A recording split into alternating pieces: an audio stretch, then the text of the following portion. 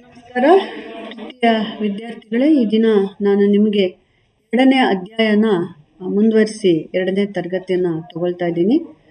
ಅದರಲ್ಲಿ ತುಂಬ ಮುಖ್ಯವಾಗಿ ನಾವು ಕಂಪ್ಯೂಟರ್ನಲ್ಲಿ ಕನ್ನಡದ ಅಳವಡಿಕೆಯನ್ನು ಕುರಿತಾಗಿ ನೋಡಿದ್ವಿ. ಅದರ ಚರಿತ್ರೆ ಯಾವ್ಯಾವ ಕಾಲಘಟ್ಟದಲ್ಲಿ ಏನೇನು ಬದಲಾವಣೆ ಆಯಿತು ಅನ್ನೋದನ್ನು ಸ್ವಲ್ಪ ನೋಡಿ ನಾವು ಮುಂದಿನ ಒಂದು ತರಗತಿಗೆ ಹೋಗ್ಬೋದಾಗತ್ತೆ. ಇವತ್ತು ನಾನು ಕಳೆದ ತರಗತಿಯಲ್ಲಿ ನಾವು ಕಂಪ್ಯೂಟರ್ನ ಆ ಒಂದು ಅಳವಡಿಕೆಯ ಹಲವು ಹಂತಗಳನ್ನು ಗಮನಿಸಿದ್ವಿ ಅಲ್ವಾ. ಬಹಳ ಮುಖ್ಯವಾಗಿ ಏನೇನು ಅನ್ನುವಂಥದ್ದು, ಅದರ ಉಪಯೋಗಗಳು ಏನು ಮತ್ತು ಇತ್ಯಾದಿಗಳನ್ನು ಕುರಿತು ನಾವು ಚರ್ಚೆಯನ್ನು ಮಾಡ್ಬೋದಾಗತ್ತೆ.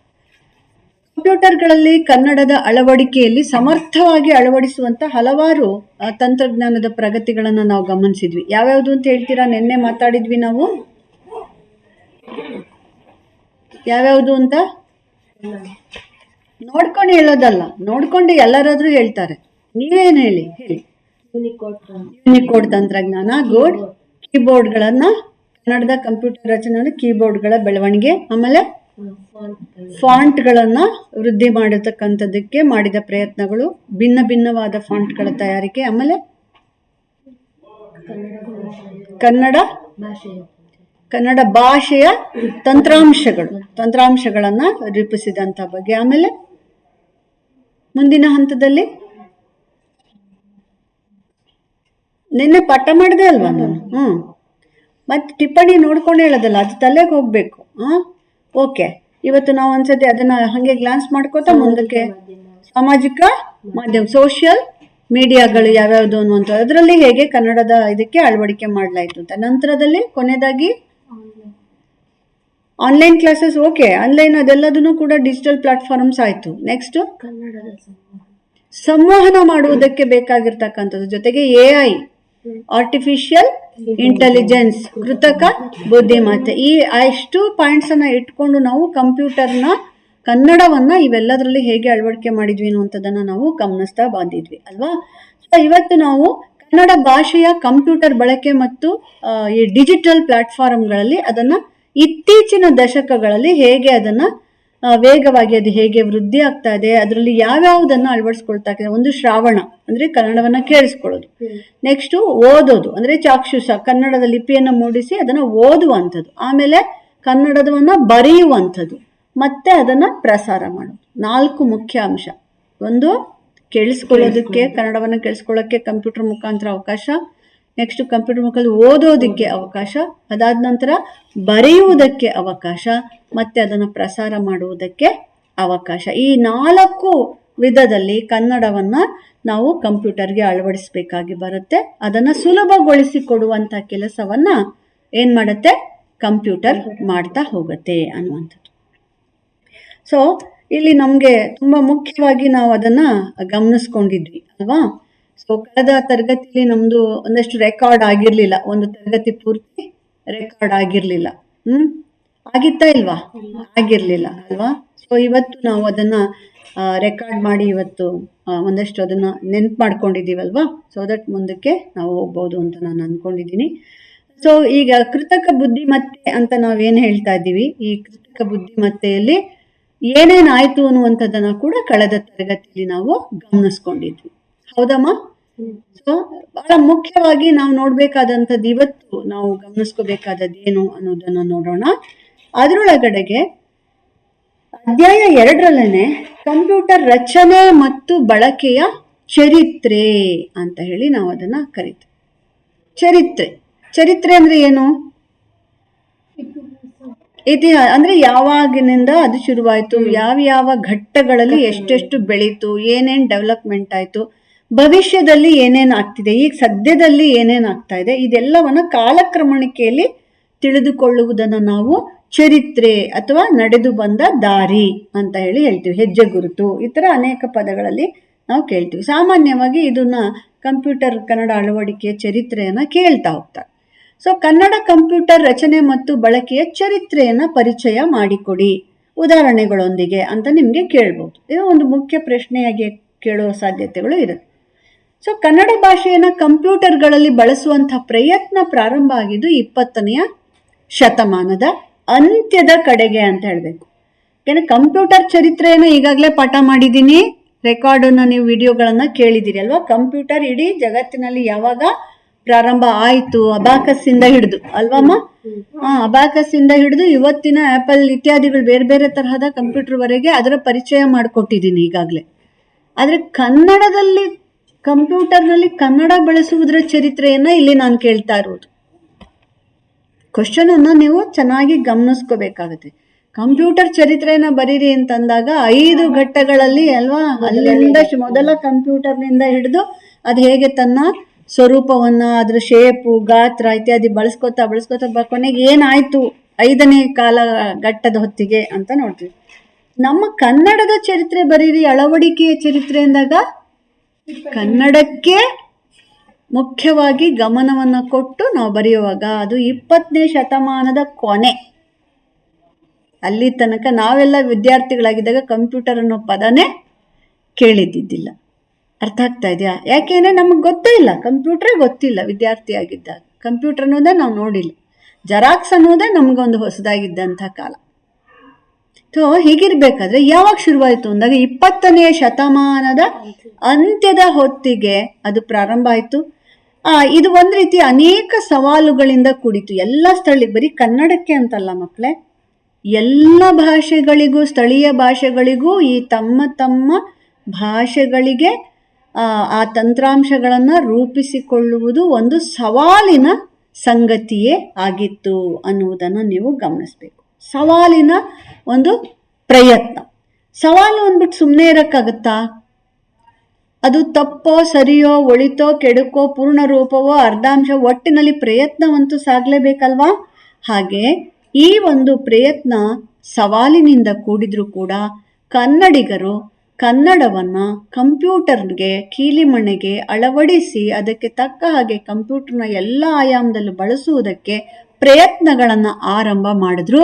ಹಾಗೆ ತಂತ್ರಜ್ಞಾನದಲ್ಲಿ ಹಂತ ಹಂತವಾಗಿ, ಒಂದೇ ಸತಿಗೆ ಯಾವತ್ತೂ ಪೂರ್ಣ ರೂಪದಲ್ಲಿ ಅದು ಆವಿಷ್ಕಾರ ಮಾಡ್ಕೊಳಕ್ಕಾಗಲ್ಲ ಅಥವಾ ರೂಪಿಸೋಕ್ಕಾಗಲ್ಲ. ಹಂತ ಹಂತವಾಗಿ ಸಾಧನೆಯನ್ನ ಮಾಡುತ್ತಾ ಇಂದಿನ ಡಿಜಿಟಲ್ ಯುಗಕ್ಕೆ ಬಂದು ನಿಂತಿದ್ದೇವೆ ನಾವು. ಇವತ್ತು ಡಿಜಿಟಲ್ ಯುಗ, ಎಲ್ಲವೂ ಡಿಜಿಟಲೀಕರಣಗೊಂಡಿರುವ ಕಾಲಘಟ್ಟ. ಹೀಗಿರುವಾಗ ಈ ಒಂದು ಕಾಲಘಟ್ಟಕ್ಕೆ ಒಂದು ಪ್ರಭಾವಿ ಭಾಷೆಯಾಗಿ ಕನ್ನಡ ಬೆಳೆಯೋದಕ್ಕೆ ಇದು ನೆರವು ಆಗಿದೆ. ಅರ್ಥ ಆಗ್ತಿದೆಯಾ? ಸೊ ಇದು ಪ್ರಯತ್ನ ಅನ್ನೋದು ಒಂದು ದಿನದ್ದಾಗ್ಲಿ ಒಂದು ವರ್ಷದ್ದಾಗ್ಲಿ ಅಲ್ಲ. ಈ ಆಲ್ಮೋಸ್ಟ್ ಈಗ ಕಾಲು ಶತಮಾನ, 25ನೇ ಇಸ್ವಿಗೆ ಬಂದಿದ್ದೀವಿ, 2025. ಹಿಂದಕ್ಕೆ 25 ಹಾಕೊಳ್ಳಿ. ಈ 40-50 ವರ್ಷಗಳಲ್ಲಿ, ಅಂದರೆ 20ನೇ ಶತಮಾನದ ಕೊನೆ ಅಂದರೆ 75ನೇ ಇಸ್ವಿ ನಂತರ ಅಂತ ಅನ್ಕೊಳ್ಳೋಣ, ಕಾಲು ಭಾಗ. 1975ರ ನಂತರದಲ್ಲಿ 2025ರ ಮಧ್ಯದಲ್ಲಿ ಈ 50 ವರ್ಷಗಳಲ್ಲಿ ನಿಜವಾಗ್ಲೂ ಏನಾರು ಆಯ್ತಾ? ಯಾವ ಕಾಲಘಟ್ಟದಿಂದ ಕನ್ನಡ ಪ್ರಾರಂಭ ಆಯಿತು? ಈ ಡಿಜಿಟಲ್ ಯುಗಕ್ಕೆ ನಾವು ತಯಾರಿದ್ದೀವಾ?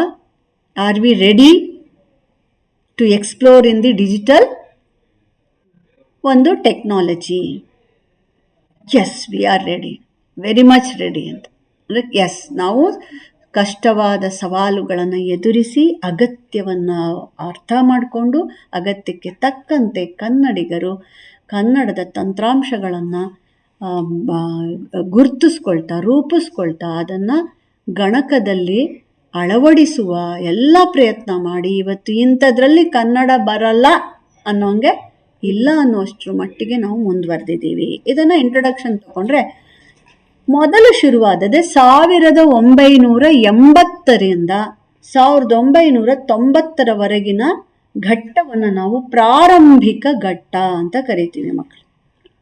1980 ಹೇಳಿದ್ದನ್ನ ಮತ್ತೆ ನೆನ್ಪಿಟ್ಕೋಬೇಕು, ಪುಸ್ತಕದಲ್ಲಿ ಬರ್ಕೊಳ್ಳೋದಲ್ಲ, ನಿಮ್ಮ ತಲೆಯಲ್ಲಿ ನೆನ್ಪಿಟ್ಕೋಬೇಕು. 1980ರ ದಶಕದಿಂದ 90ರ ಅಂದ್ರೆ 10 ವರ್ಷವನ್ನ ನಾವೇನು ಅಂತೀವಿ ಪ್ರಾರಂಭಿಕ ಹಂತ ಅಂತ ಕರಿತೀವಿ.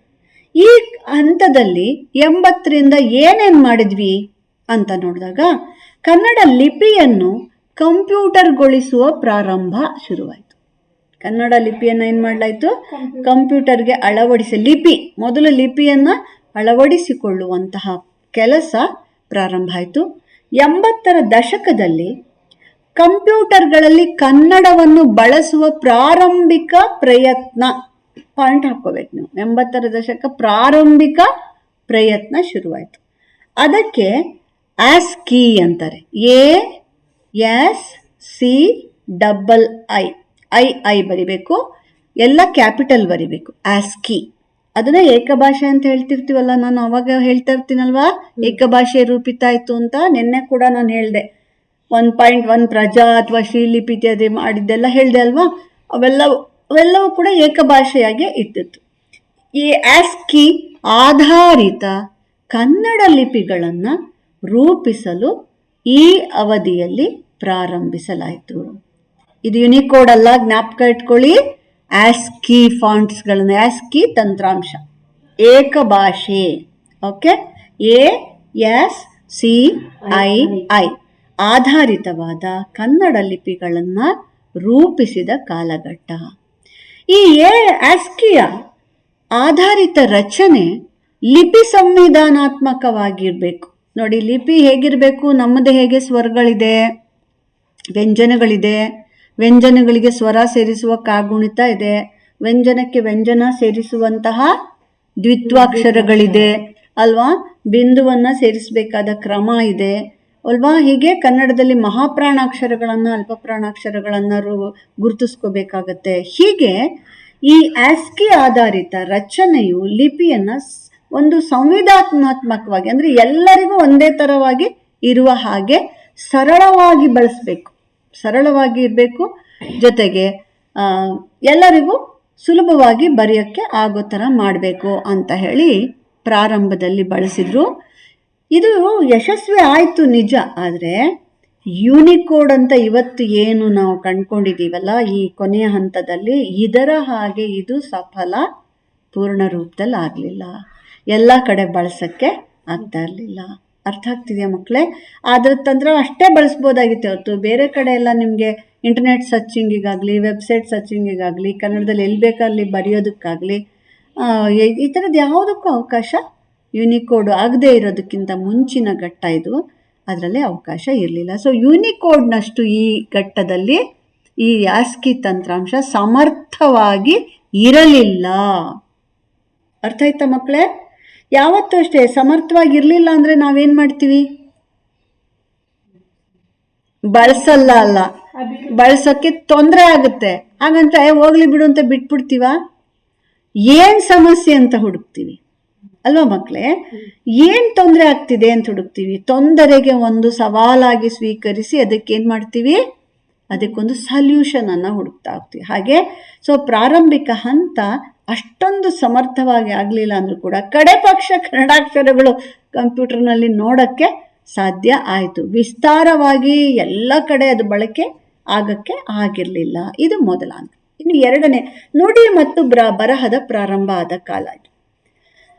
ನುಡಿ ಮತ್ತು ಬರಹದ ಪ್ರಾರಂಭವಾದ ಕಾಲಘಟ್ಟ ಇದರಲ್ಲಿ ಅದು 1987ರಲ್ಲಿ ಕನ್ನಡದ ಟೈಪಿಂಗ್ ಮಾಡುವಂತಹ ಸಾಫ್ಟ್ವೇರ್ ಇದು. ಏನು ಮಕ್ಕಳೇ? ಕನ್ನಡದಲ್ಲಿ ಟೈಪಿಂಗ್ ಮಾಡುವ ಸಾಫ್ಟ್ವೇರನ್ನು ಮೊದಲ ರೂಪದ ಅನ್ವೇಷಣೆ ನೋಡಿ. 80ರಲ್ಲಿ ಕಂಪ್ಯೂಟರ್ ಶುರುವಾದರೂ ಕೂಡ ನಮಗೆ ಇದು ಪೂರ್ಣ ರೂಪಕ್ಕೆ ಬರಬೇಕಾದ್ರೆ 87 ಆಯಿತು. ಅಷ್ಟೊತ್ತಿಗೆ ಅನ್ವೇಷಣೆ ಪ್ರಾರಂಭ ಆಗಿತ್ತು. ಆಮೇಲೆ ನುಡಿಯ ಮತ್ತು ಬರಹ ಅನ್ನುವಂಥ ಎಂಬ ಕನ್ನಡ ಟೈಪಿಂಗ್ ಸಾಫ್ಟ್ವೇರ್, ಬರಹ ಎಂಬ ಕನ್ನಡ ಟೈಪಿಂಗ್ ಸಾಫ್ಟ್ವೇರ್ ಹೆಚ್ಚು ಜನರಿಗೆ, ನಾನು ಕೂಡ ಫಸ್ಟ್ ಕಲ್ತ್ಕೊಂಡಿದ್ದು 2002ರಲ್ಲಿ. ಏನು ಮಕ್ಕಳೇ? 2002ರಲ್ಲಿ ನಾನು ಕಂಪ್ಯೂಟರ್ನಲ್ಲಿ ಕನ್ನಡ ಮಾಡೋದು ಬರೆಯೋದನ್ನು ಅಭ್ಯಾಸ ಮಾಡಬೇಕು ಕಲ್ತ್ಕೊಂಡೆ. ಆವಾಗ ಫಸ್ಟ್ ಕಲ್ತ್ಕೊಂಡಿದ್ದು ಬರಹವನ್ನು. ಅವಾಗಿನ್ನೂ ನುಡಿ ಅಷ್ಟು ಗೊತ್ತಿರಲಿಲ್ಲ. ಬರಹ ಸಾಫ್ಟ್ವೇರನ್ನು ಕಲ್ತ್ಕೊಂಡಿದ್ದು. ಅದರಲ್ಲಿ ಏನು ಅಂತಂದರೆ, ಈಗ ಕ ಅಂತ ಬಂದರೆ ಕ ಹೊಡಿಬೇಕು, ಅರ್ಥ ಆಯ್ತಾ? ಐ ಅಂದರೆ ಐ ಹೊಡಿಬೇಕು. ಐ ಅಂದರೆ ಇವಾಗ ಏನು ಮಾಡ್ತೀವಿ? ಶಿಫ್ಟ್ ವೈ ಹೊಡೆದು ಬಿಡ್ತೀವಿ ಅಲ್ವಾ ನುಡಿಯಲ್ಲಿ. ಅಲ್ಲಿ ಹಂಗಲ್ಲ, ಹೊಡೆದು ಐ ಹೊಡಿಬೇಕು, ಐ ಅಂತ. ಸೊ ಹೀಗೆ ಅದಕ್ಕೂ ಇದಕ್ಕೂ ತುಂಬ ಡಿಫ್ರೆನ್ಸು ಬರುತ್ತೆ. ಅದೆಲ್ಲ ಮಹಾಪ್ರಾಣ ಹೊಡಿಬೇಕಾದ್ರೆ ಎಲ್ಲ ಮಧ್ಯೆ ಹೆಚ್ಚು ಸೇರಿ ಹೊಡಿಬೇಕಾಗಿತ್ತು. ಬಾ, BHA ಭಾ, ಹಂಗೆ ಹೊಡಿತಾ ಇದ್ವಿ, ಹಂಗೆ ಮಾಡ್ತಾ ಇದ್ವಿ. ಅಂದರೆ ಆ ಥರ ರೂಪಿಸಿದ್ದಾರೆ ಅವರು ಬರಹ. ಅದು ಈ 87ರ ಕಾಲಘಟ್ಟ ಇದೆಯಲ್ಲ ಅದರಲ್ಲಿ ಹೆಚ್ಚು ಪ್ರಚಲಿತವಾಯಿತು. ಅರ್ಥ ಆಯ್ತಾ? ಬರಹ ಎಂಬ ಕನ್ನಡ ಟೈಪಿಂಗ್ ಸಾಫ್ಟ್ವೇರ್ ಅತಿ ಶೀಘ್ರವಾಗಿ ಒಂದು ಪ್ರಚಲಿತಗೊಂಡಿತು. ಈ ಬರಹವನ್ನು ರೆಮಿಂಗ್ಟೋ ಕೀಬೋರ್ಡ್ ಮಾದರಿಯನ್ನು ಅನುಸರಿಸಿ ರೂಪಿಸಲಾಗಿತ್ತು. ರೆಮಿಂಗ್ಟೋ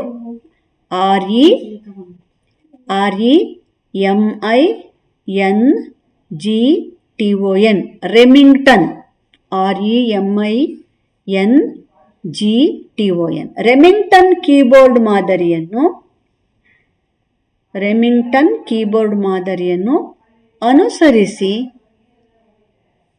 ಈ ಬರಹ ಎಂಬ ಸಾಫ್ಟ್ವೇರನ್ನು ರೂಪಿಸಲಾಗಿತ್ತು. ನಾನು ಹೇಳಿದ್ನಲ್ಲ, ಈಗಲೂ ಕೂಡ ಬರಹ ಅಂತ ತೆಗೆದು ನೋಡಿ, ಆವಾಗ ನಿಮಗೆ ಗೊತ್ತಾಗುತ್ತೆ. ಓಕೆನಾ? ರೆಮಿಂಗ್ಟನ್ ಕೀಬೋರ್ಡ್ ಮಾದರಿಯನ್ನು ಅನುಸರಿಸಿ ಬರಹದ ಟೈಪಿಂಗ್ ಸಾಫ್ಟ್ವೇರನ್ನು ರೂಪಿಸಲಾಗಿತ್ತು. ನೆಕ್ಸ್ಟ್ ಬಂದದ್ದು 1990ರಿಂದ 2000 ಇಸ್ವಿಯವರೆಗಿನ ಇನ್ನೊಂದು 10 ವರ್ಷಗಳು. ಇಲ್ಲಿ ಕೇಳಿಸ್ಕೊತಾ ಹೋಗಿ ಅಮ್ಮ, ಕೇಳಿಸ್ಕೊತಾ ನಿಧಾನಕ್ಕೆ ಪಾಯಿಂಟ್ಸ್ ಹಾಕ್ಕೊಳ್ಳಿ, ಅವಾಗ ನಿಮಗೆ ಕ್ಲೀನಾಗಿ ಗೊತ್ತಾಗ್ತಾ ಹೋಗುತ್ತೆ. ಕೇಳಿಸ್ಕೊತಾ ಹೋಗ್ಬೇಕು. ಫಸ್ಟು ಅರ್ಥ ಮಾಡ್ಕೊಳ್ದೆ ಬರ್ಕೊಳಕ್ ಹೋದ್ರೆ ತಪ್ಪಾಗತ್ತೆ. ಈಗ 2ನೇ ಕಾಲಘಟ್ಟಕ್ಕೆ ಬಂದ್ವಿ. ಫಸ್ಟ್ ಇವಾಗ 1ನೇ ಕಾಲಘಟ್ಟದಲ್ಲಿ ಏನೇನಾಯ್ತು ಅಂತ ಹೇಳಿದೆ? 80ರಿಂದ 90ರವರೆಗೆ ನುಡಿ ಸಾಫ್ಟ್ವೇರ್ಗಳು, ಬರಹ ಸಾಫ್ಟ್ವೇರ್ಗಳ ರೂಪಣೆ ಆಗ್ತಾ ಬಂತು. ಕೀಲಿಮಣೆಗಳಿಗೆ ಅಳವಡಿಸ್ಕೊಳ್ಳೋದಕ್ಕೆ ಸಂವಿಧಾನವತ್ತ ಇರಬೇಕು, ಸರಳವಾಗಿರ್ಬೇಕು ಅಂತ ಯೋಚನೆ ಮಾಡಿದ್ರು. 1987ರ ಹೊತ್ತಿಗೆ ಅದೇನಾಯ್ತು, ಬರಹ ಇತ್ಯಾದಿ ಬಂದದ್ದು. ಅದು ಬರಹ ತುಂಬಾ ಫೇಮಸ್ ಆಗ್ತಾ ಹೋಯ್ತು. ಹಾಗೆ ಫೇಮಸ್ ಆಗ್ತಾ ಅವರು ರೆಮಿಂಗ್ಟನ್ ಅನ್ನುವಂತಹ ಒಂದು ಟೈಪಿಂಗ್ ಇದ್ರದ್ದನ್ನ ಮಾದರಿಯನ್ನು ಆಧರಿಸಿ ಅವರು ಅಕ್ಷರಗಳನ್ನ, ಲಿಪಿಗಳನ್ನು ಮೂಡಿಸುವುದಕ್ಕೆ ಪ್ರಯತ್ನ ಮಾಡಿದ್ರು. ಇದಿಷ್ಟು ಏನು ಹೇಳಿದ್ವಿ ನಾವು? 1ನೆಯ ಕಾಲಘಟ್ಟ, ಪ್ರಾರಂಭ ಕಾಲಘಟ್ಟದಲ್ಲಿ ಮಾಡಿದಂತ ವಿಚಾರ. ಫಸ್ಟ್ ಕ್ಲಿಯರ್ ಆಯ್ತಾ? ಈಗ 2ನೇ ಕಾಲಘಟ್ಟಕ್ಕೆ ಹೋಗೋಣ.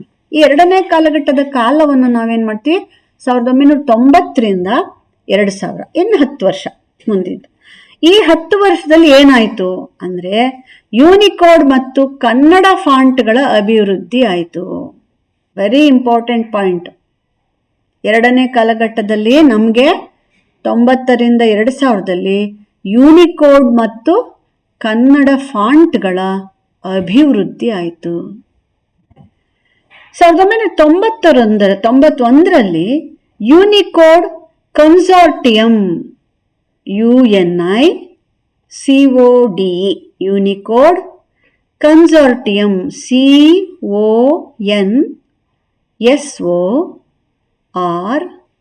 CONSORTIUM, ಕನ್ಸಾರ್ಟಿಯಂ. ಏನ್ ಹೇಳಿ? ಯೂನಿಕೋಡ್ ಕನ್ಸಾರ್ಟಿಯಂ. ಇದು 1991ರಲ್ಲಿ ರಚನೆಯಾದ ನಂತರ ಲಿಪಿ ಆಧಾರಿತ ಭಾಷೆಗಳಿಗಾಗಿ ನಿಖರವಾದ ಎನ್ಕೋಡಿಂಗ್ ಸ್ಟಾರ್ಟ್ ಆಯ್ತು. ಎನ್ಕೋಡಿಂಗ್, ಡಿಕೋಡಿಂಗ್ ಅಂತಾರೆ. ಎಲ್ಲವನ್ನ ಬರೆದ್ರು ನಾವು ಕಂಪ್ಯೂಟರ್ ಭಾಷೆಗೆ ಅದನ್ನೇನ್ ಮಾಡಬೇಕು? ಅಳವಡಿಸ್ಬೇಕು. ಅದು 0, 1 ಇತ್ಯಾದ್ರಲ್ಲೇ ತಗೊಳ್ತಾ ಹೋಗುತ್ತಲ್ವಾ. ನಾವೇನೇ ಬರೆದ್ರು, ಒಂದು ಅಕ್ಷರ ಬರೆದ್ರೆ ಅದು ಕಂಪ್ಯೂಟರಲ್ಲಿ ತಗೊಳತ್ತೆ, ಬೈನರಿ ಇದ್ರೊಳಗೆ ತಗೊಳ್ತಾ ಹೋಗುತ್ತೆ. ಅವಾಗೇನಾಗತ್ತೆ? ಇದು ಎನ್ಕೋಡಿಂಗಿಗೆ ಒಂದು ಒದಗಿಸಿಕೊಡುವಂತಹ ಕೆಲಸವನ್ನ ಮಾಡ್ತು. 1991ರಲ್ಲಿ ಯೂನಿಕೋಡ್ ಕನ್ಸಾರ್ಟಿಯಂ ರಚನೆಯಾದ ನಂತರ ಲಿಪಿ ಆಧಾರಿತ ಭಾಷೆಗಳಿಗಾಗಿ ನಿಖರವಾದ ಎನ್ಕೋಡಿಂಗ್ ಅನ್ನು ಒದಗಿಸಲಾಯಿತು. ಎನ್ಕೋಡಿಂಗು, ಡಿಕೋಡಿಂಗ್ ಅಂತ ಎರಡಿರುತ್ತೆ ಮಕ್ಕಳೇ. ಇಲ್ಲೊಂಚೂರು ಕೇಳಿಸ್ಕೊಳ್ಳಿ. ಇದು ಎನ್ಕೋಡಿಂಗ್ ಅಂದ್ರೆ ಏನಂತ ತಿಳ್ಕೊಬೇಕು, ಆಯ್ತಾ? ಇವಾಗ ಎನ್ಕೋಡಿಂಗ್, ಇವಾಗ ನಮ್ಮಲ್ಲಿ ಕನ್ನಡ ಅವನು ಅಂತ ಒಂದಿದೆ ಅಂತ ಇಟ್ಕೊಳ್ಳಿ. ನಾವಿಲ್ಲಿ ಅವನು ಅಂತ ಹೊಡೆದ್ರೆ ಅದಕ್ಕೆ ಅವನು ಅನ್ನೋದು ಗೊತ್ತಾಗಲ್ಲ, ಆ ಅನ್ನೋದಕ್ಕೆ ಒಂದು ಕೋಡಿಂಗ್ ಮಾಡಿರ್ತಾರೆ, ಅದನ್ನ ತಗೊಳತ್ತದು. ಅರ್ಥ ಆಯ್ತಾ? ಸೊ ಕೆಲವು ಸತಿ ನೀವು ಕಂಪ್ಯೂಟರ್ಲಿ ಮಾಡಿದ್ಮೇಲೆ ಅದನ್ನ ಚೆಕ್ ಮಾಡಕ್ಕೆ ನೋಡಿದ್ರೆ ಅದು ಫುಲ್ ಕಂಪ್ಯೂಟರ್ ಭಾಷೆಯಲ್ಲಿ ತೋರಿಸ್ರೆ 0111000111000011 ಇದೇ ತೋರ್ಸತ್ತಲ್ಲೋ ಪೇಜ್ ಫುಲ್ಲು.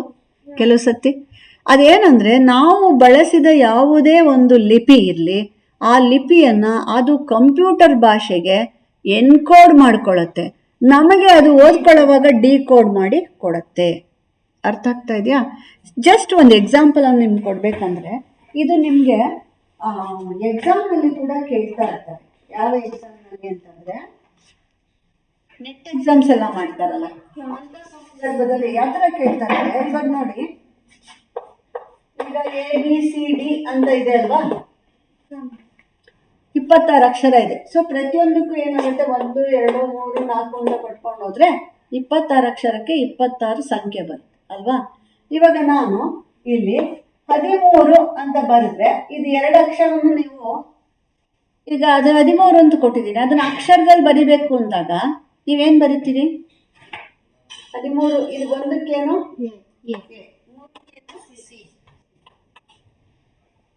ಅರ್ಥ ಆಯ್ತಾ? ನಾನು ಇವಾಗ ಕ್ಯಾಟ್ ಅಂತ ಕೊಡ್ತೀನಿ, ಇದನ್ನು ಸಂಖ್ಯೆಯಲ್ಲಿ ಬರೀರಿ, ಎನ್ಕೋಡ್ ಮಾಡಿ ಅಂತೀನಿ. ಹೆಂಗ್ ಬರೀತೀರಿ? 1 T ಎಷ್ಟಿದೆ ಅಕ್ಷರ? 1 A to 26 ಇರ್ಬೇಕಲ್ವಾ? ಡಿಕೋಡಿಂಗ್ ಅಂಡ್ ಎನ್ಕೋಡಿಂಗ್ ಅರ್ಥ ಆಗ್ತಿದ್ಯಾ? ಈ ತರ ಕೇಳ್ತಾರೆ. ಅಲ್ಲಿ ಏನೋ ಕೇಳ್ತಾರೆ, ಈಗ ಕ್ಯಾಟ್ ಕೇಳ್ದಂಗೆ ನಿಮಗೆ ಪೂರ್ತಿ ಕೇಳ್ಬಿಡ್ಬೋದು, ಯಾವುದೋ ಪದವನ್ನ ಕೇಳ್ಬೋದು, ಆಕ್ಸ್ ಅಂತ ಕೇಳ್ಬೋದು. ಇದನ್ನ ಆಕ್ಸ್ ಅನ್ನುವಂಥದ್ದನ್ನ ಎನ್ಕೋಡ್ ಮಾಡು ಸಂಖ್ಯೆಗೆ.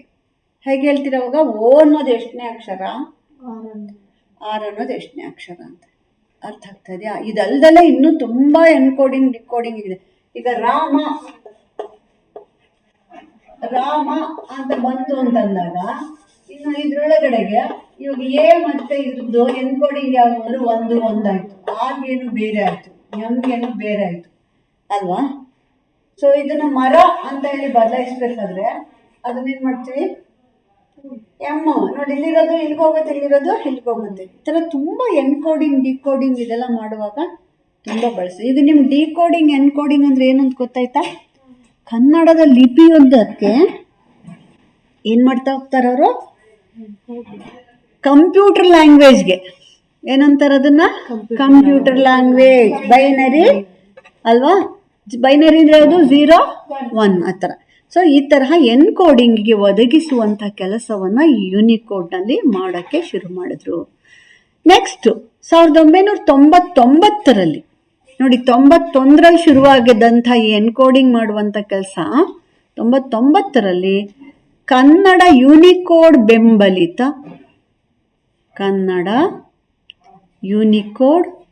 ಬೆಂಬಲಿತ ಫಾಂಟ್ಗಳನ್ನು ಅಭಿವೃದ್ಧಿಪಡಿಸಲಾಯಿತು. ಇಂಥ ಕ್ವಶನ್ಸ್ ನಿಮಗೆ ಬಹು ಆಯ್ಕೆನಲ್ಲಿ ಕೇಳ್ತಾರೆ ಮಕ್ಕಳೇ. ಕನ್ನಡ ಯೂನಿಕೋಡ್ ಫಾಂಟು ಯಾವಾಗ ಡೆವಲಪ್ ಆಯಿತು, ಡೇಟ್ಸ್ ಕೊಟ್ಟಿರ್ತಾರೆ ಆಯಿತಾ. 91 ಅಂತ ಬರೆದ್ಬಿಡ್ತಾರೆ ತುಂಬ ಜನ. 91ಲ್ಲಿ ಶುರುವಾಯ್ತು ಅಷ್ಟೆ. ಸೊ ಕೊನೆಗೆ ಕನ್ನಡ ಯೂನಿಕೋಡ್ ಬೆಂಬಲಿತ ಫಾಂಟ್, ಓಕೆ, ಅದು ಇದು ಕನ್ನಡವನ್ನು ಕಂಪ್ಯೂಟರ್ನಲ್ಲಿ ಹೆಚ್ಚು ಸಮರ್ಥವಾಗಿ ಬಳಸುವುದಕ್ಕೆ ಒಂದು ಹೊಸ ದಾರಿಯನ್ನೇ ತೆರೀತು ಅಂತ ಹೇಳಿ ನಾವು ಹೇಳ್ಬೋದು. ಹಾಗಂತ ಹೇಳಿ ಈ 2000ದ ದಶಕದಲ್ಲಿ ಯೂನಿಕೋಡ್ ಎಲ್ಲ ಪಕ್ಕ ಆಗ್ಬಿಡ್ತಾ, ಎಲ್ಲ ಚೆನ್ನಾಗಾಗೋಯ್ತಾ, ಏನೂ ಪ್ರಾಬ್ಲಮ್ಸೇ ಬರಲಿಲ್ವಾ ಅಂತಂದಾಗ ಅದರಲ್ಲೂ ಕೆಲವು ಸಣ್ಣ ಪುಟ್ಟ ಪ್ರಾಬ್ಲಮ್ಸ್ ಇತ್ತು. ಇಲ್ಲ ಅಂದರೆ 5 ಇದೆಲ್ಲ ನೋಡಿ 5 ಎಲ್ಲ ಶುರು ಮಾಡಿದ್ಮೇಲೆ, ಯೂನಿಕೋಡ್ ಮಾಡೋಕ್ಕೆ ಶುರುವಾದ್ಮೇಲೆ ಮತ್ತೆ ನೋಡಿ 6 ಯಾಕೆ ಮಾಡಿದ್ರು, ನೋಡಿ 6.5 ಯಾಕೆ ಮಾಡ್ತಾ ಇದ್ದಾರೆ, ಮುಂದುವರ್ಸ್ಕೊಂಡು ಯಾಕೆ ಹೋಗ್ತಾ ಇದ್ದಾರೆ? ಅಲ್ಲಿ ಕಂಡು ಬರುವ ಸಣ್ಣ ಪುಟ್ಟ ಲೋಪದೋಷಗಳನ್ನೂ ಸಹ ತೆಗೆದು ಅದನ್ನ ಇನ್ನು ಡಯೋಕ್ರೆಟಿಕ್ ಆಗಿ ಮಾಡೋದಕ್ಕೆ ಪ್ರಯತ್ನ ಮಾಡಿದ್ರು. ಇವಾಗ ರಾಮಾಗು RAMA ಅಂದ್ರೆ ರಾಮ ಓದ್ಬೇಕಾ RAAMA ರಾಮ ಅಂತ ಬರಿತೀವ, ಇಲ್ಲ RAMA ರಾಮ ಅಂತೀವಿ. ರಮಾಗೂ ಅಷ್ಟೇ ಓದ್ತೀವಲ್ವ ನಾವು.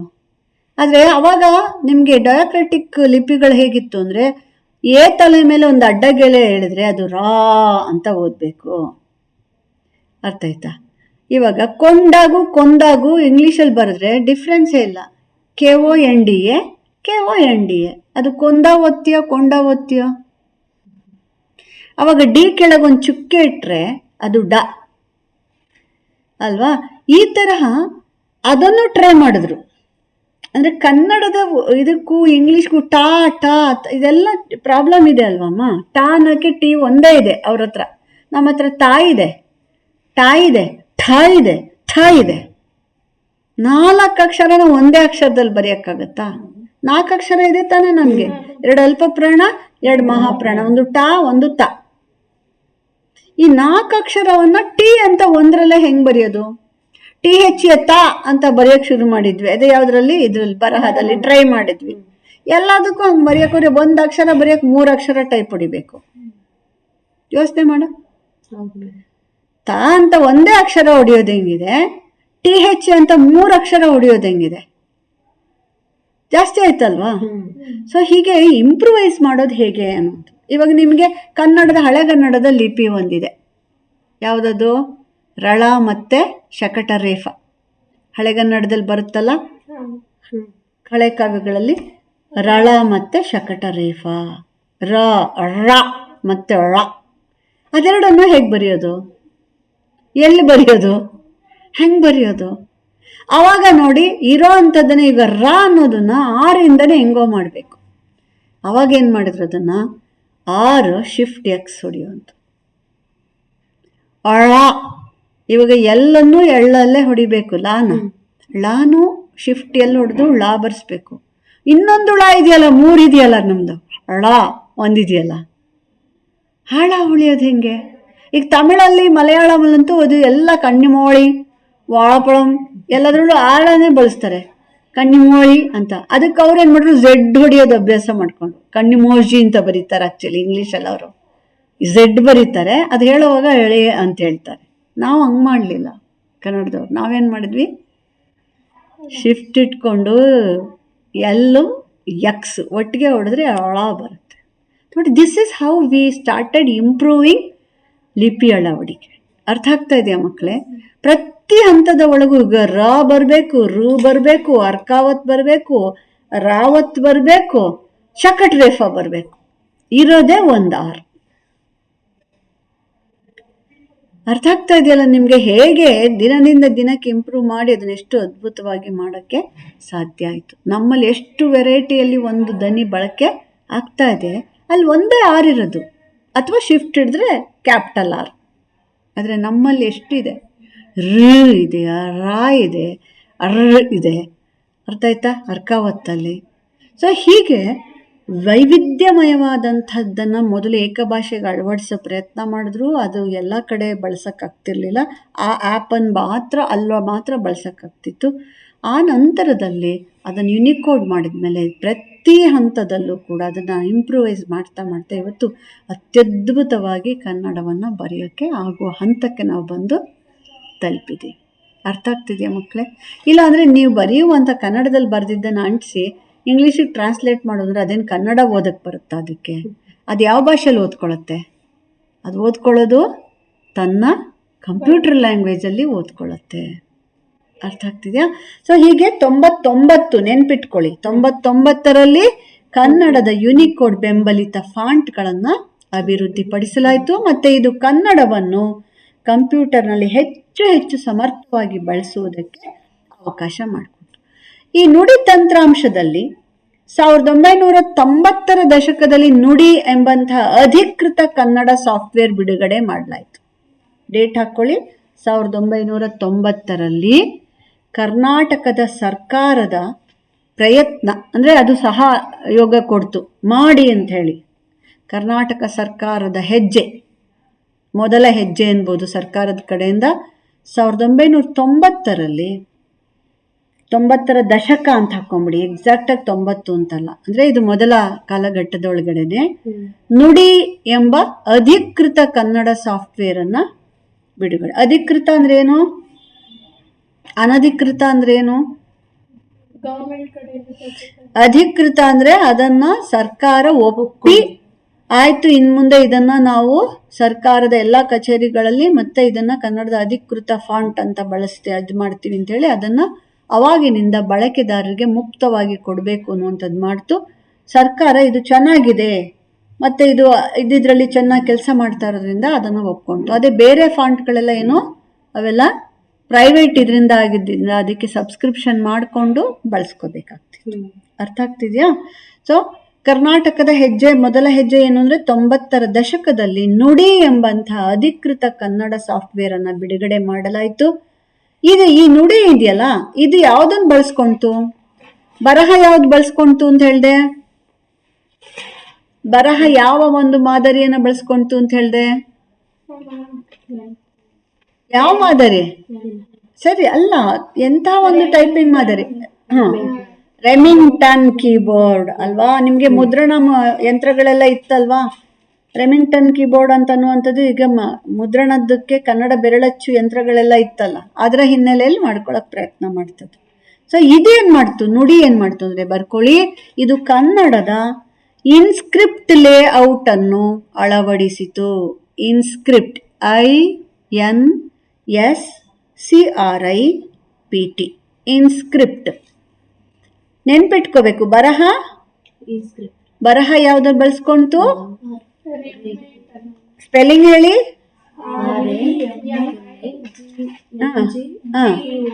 ನೆನ್ಪಿಟ್ಕೊಳ್ಬೇಕು ಅದನ್ನ. ಓಕೆ, ಇದೇನ್ ಮಾಡುತ್ತೆ? ಇನ್ಸ್ಕ್ರಿಪ್ಟ್ ಅನ್ನುವಂಥ ಲೇಔಟ್ ಅನ್ನ ಅಳವಡಿಸಿತು. ಮತ್ತೆ ಇದನ್ನು ಸರ್ಕಾರದ ಎಲ್ಲ ಕಚೇರಿಗಳಲ್ಲೂ ಆಡಳಿತಾತ್ಮಕವಾದ ಕನ್ನಡ ಬರಹವನ್ನ ಮಾಡಬೇಕು ಅನ್ನುವುದಿರೋದ್ರಿಂದ ಎಲ್ಲ ಕಡೆ ಬಳಸಕ್ಕೆ ಇದು ಸರಿ ಹೊಂದಿತು ಅಂತ ಹೇಳಿ ನಾವು ಚೆನ್ನಾಗಾಯ್ತು. ಅರ್ಥ ಆಗ್ತಿದ್ಯಾ? ಸೊ ಈಗ ನೆಕ್ಸ್ಟ್ ನಮ್ಗೆ 21ನೇ ಶತಮಾನಕ್ಕೆ ಬಂದ್ಬಿಟ್ವಿ, 2000 ಆದ್ಮೇಲೆ ಅಲ್ವಾ ಮಕ್ಕಳೇ? 20 ವರ್ಷದಲ್ಲಿ ಇಷ್ಟ ಆಯ್ತು. ಈಗ 25 ವರ್ಷ ಆಗೋಯ್ತಲ್ಲ ಮಕ್ಕಳೇ. ಇವಾಗ 2000ದಿಂದ 2020ರವರೆಗೆ ಈ 20 ವರ್ಷ. ಇವಾಗಲೇ 2025ಕ್ಕೆ ಬಂದ್ಬಿಟ್ಟಿದ್ದೀವಿ ನಾವು. 25ರಲ್ಲಿ ಈಗ ಎಲ್ಲ ಬಂದಿರೋದು ಇತ್ತೀಚೆಗೆ. ಈ 2020ರವರೆಗಿನ 3ನೆಯ ಕಾಲಘಟ್ಟ ಅಂತ ನಾವು ಕರಿಬೋದಾದ್ರೆ ಅದು 2000ದಿಂದ 2020. ಈ ಕಾಲಘಟ್ಟದಲ್ಲಿ ಏನೇನ್ ಮಾಡಲಾಯಿತು? ಮೊದಲು ಕನ್ನಡದ ವೆಬ್ ಆಧಾರಿತ ಬಳಕೆ ಪ್ರಾರಂಭ ಆಯಿತು. ಕನ್ನಡದಲ್ಲಿ ವೆಬ್ ಆಧಾರಿತ ಬಳಕೆ. ವೆಬ್ ಗೊತ್ತಿದೆ ಅಲ್ವ? WW. ಎಲ್ಲ ಶುರುವಾಗಿ ಮಾಡ್ತೀವಲ್ಲ, ವೆಬ್ ಆಧಾರಿತ ಬಳಕೆ ಪ್ರಾರಂಭ ಆಯಿತು. 2000 ದಶಕದ ಆರಂಭದಲ್ಲಿ ಕನ್ನಡದ ವೆಬ್ಸೈಟ್ಗಳು ಮತ್ತು ಕನ್ನಡದ ಬ್ಲಾಗ್ಗಳು ಪ್ರಚಲಿತವಾಗತೊಡಗಿದವು. ನೋಡಿ, ಇದು 3ನೇ ಹಂತ. ಬರೀ ಬರೆಯೋದಷ್ಟೇ ಅಲ್ಲ, ಓದೋದು, ಮಾತಾಡೋದು, ವಿಡಿಯೋಗಳು ಅಪ್ಲೋಡ್ ಮಾಡೋದು ಅಲ್ವಾ? ಹೀಗೆ ಯಾವ್ಯಾವುದು? ಕನ್ನಡದ ವೆಬ್ಸೈಟ್ಗಳು. ಕನ್ನಡದ ವೆಬ್ಸೈಟ್ಗಳು ಯಾವುದು ಅನ್ನೋದನ್ನು ಮುಂದಿನ ಇನ್ನೊಂದು ಚಾಪ್ಟ್ರಲ್ಲಿದೆ. ಬ್ಲಾಗ್ಗಳಂದ್ರೇನು, ವೆಬ್ಸೈಟ್ಗಳಂದ್ರೇನು, ಅದು ಇನ್ನೊಂದು ಚಾಪ್ಟ್ರಲ್ಲಿದೆ. ಇವಾಗ ವೆಬ್ಸೈಟ್ಗಳು ನಿಮ್ಗೆ ಗೊತ್ತಿದೆ ಆಲ್ಮೋಸ್ಟ್. ಕನ್ನಡದ ವೆಬ್ಸೈಟ್ಗಳು ಈಗ ಸಿನಿಮಾ ವೆಬ್ಸೈಟ್ಗಳಿರ್ಬೋದು, ಸಾಹಿತ್ಯದ ವೆಬ್ಸೈಟ್ಗಳಿರ್ಬೋದು, ಇಂಥದ್ದೆಲ್ಲ. ಬ್ಲಾಗ್ಗಳಲ್ಲೂ ಅಷ್ಟೇ ಎಷ್ಟು ಥರದ ಬ್ಲಾಗ್ಗಳಿವೆ. ಅಡಿಗೆ ಬ್ಲಾಗ್ಗಳಿವೆ, ಸೌಂದರ್ಯವರ್ಧಕ ಬ್ಲಾಗ್ಗಳಿವೆ, ಅದರೊಳಗಡೆಗೆ ಆರೋಗ್ಯ ಬ್ಲಾಗ್ ಇದೆ, ಮತ್ತೆ ಕನ್ನಡ ಕಲೀರಿ ಅನ್ನುವಂಥ ಬ್ಲಾಗ್ಗಳಿದೆ. ಮತ್ತೆ ಅವರವರೇ ಸೇರ್ಕೊಂಡು ಉತ್ತರ ಕರ್ನಾಟಕದವರು ಅಥವಾ ಇದ್ರ ಕುಂದಾಪುರದವರು ಅವರವರೇ ಸೇರ್ಕೊಂಡು ಕುಂದಾಪುರ ಕನ್ನಡ ಅಂತಾನೆ ಒಂದು ಬ್ಲಾಗ್ ಇಟ್ಕೊಂಡಿದ್ದಾರೆ. ನಾನಾ ರೀತಿ. ಅದನ್ನೇ ಒಂದು ಚಾಪ್ಟರ್ ಆಗಿ ನಾವು ನೋಡ್ತೀವಿ, ಬ್ಲಾಗ್ಗಳಂದ್ರೆ ಏನು ಅಂತೇಳಿ. ಅದನ್ನು ಮುಂದೆ ನಾವು ನೋಡೋಣ. ಸೊ ಕನ್ನಡದ ವೆಬ್ಸೈಟ್ಗಳು, ಬ್ಲಾಗ್ಗಳು ಶುರುವಾಗಿ ಎಷ್ಟು ವರ್ಷ ಆಯಿತು? ಹತ್ತತ್ರ 25 ವರ್ಷಕ್ಕೆ ಬರ್ತಾ ಇದೆ. ಅಂದರೆ 2000ದಿಂದ ಶುರುವಾಗಿ ಅಲ್ಲಲ್ಲೇ ಶುರುವಾಗಿ ವ್ಯಾಪಕವಾಗಿ 2020ರ ಈ ಕಾಲಾವಧಿಯಲ್ಲಿ ಈ ಕನ್ನಡದ ವೆಬ್ಸೈಟ್ಗಳು ಮತ್ತು ಬ್ಲಾಗುಗಳೆಲ್ಲ ಪ್ರಾರಂಭ ಆಯಿತು. ಕನ್ನಡದ ಜಾಲತಾಣಗಳು ಏನು ಮಕ್ಕಳ? ಜಾಲತಾಣ ಅಂದರೆ ಇಂಟರ್ನೆಟ್ ಅಲ್ವಾ? ಕನ್ನಡದ ಜಾಲತಾಣಗಳಿಗಾಗಿ UTF-8 ಎಲ್ಲ ಕ್ಯಾಪಿಟಲ್ ಬರ್ಕೊಳ್ಳಿ, ಅಂಡರ್ಲೈನ್ ಮಾಡ್ಕೊಳ್ಳಿ. UTF-8 ಎನ್ಕೋಡಿಂಗ್ ಬಳಕೆಯು ಪ್ರಾರಂಭವಾಯಿತು. ಇದು ತುಂಬಾ ಇಂಪಾರ್ಟೆಂಟ್. ಕನ್ನಡ ಜಾಲತಾಣಗಳಿಗಾಗಿ UTF-8 ಎನ್ಕೋಡಿಂಗ್ ಮತ್ತೆ ಗೊತ್ತಿದೆ ಅಲ್ವಾ ನಿಮಗೆ? ಎನ್ಕೋಡಿಂಗ್ ಅಂದ್ರೆ ಏನು ಅಂತ ಹೇಳಿದ್ದೀನಲ್ವಾ? ಸೊ ನಾವು ಈಗ ಜಾಲತಾಣ ಹುಡುಕ್ಬೇಕಾದ್ರೆ ನೀವು ಯಾವ ಥರ ಹುಡುಕ್ಬೇಕು ಅನ್ನುವಂಥದ್ದೆಲ್ಲ ಗೊತ್ತಿದೆ. ಸೊ ಈ ರೀತಿ ಎನ್ಕೋಡಿಂಗ್ ಮಾಡುವಂಥ ಒಂದು ಬಳಕೆಯನ್ನು ಪ್ರಾರಂಭ ಮಾಡಲಾಯಿತು.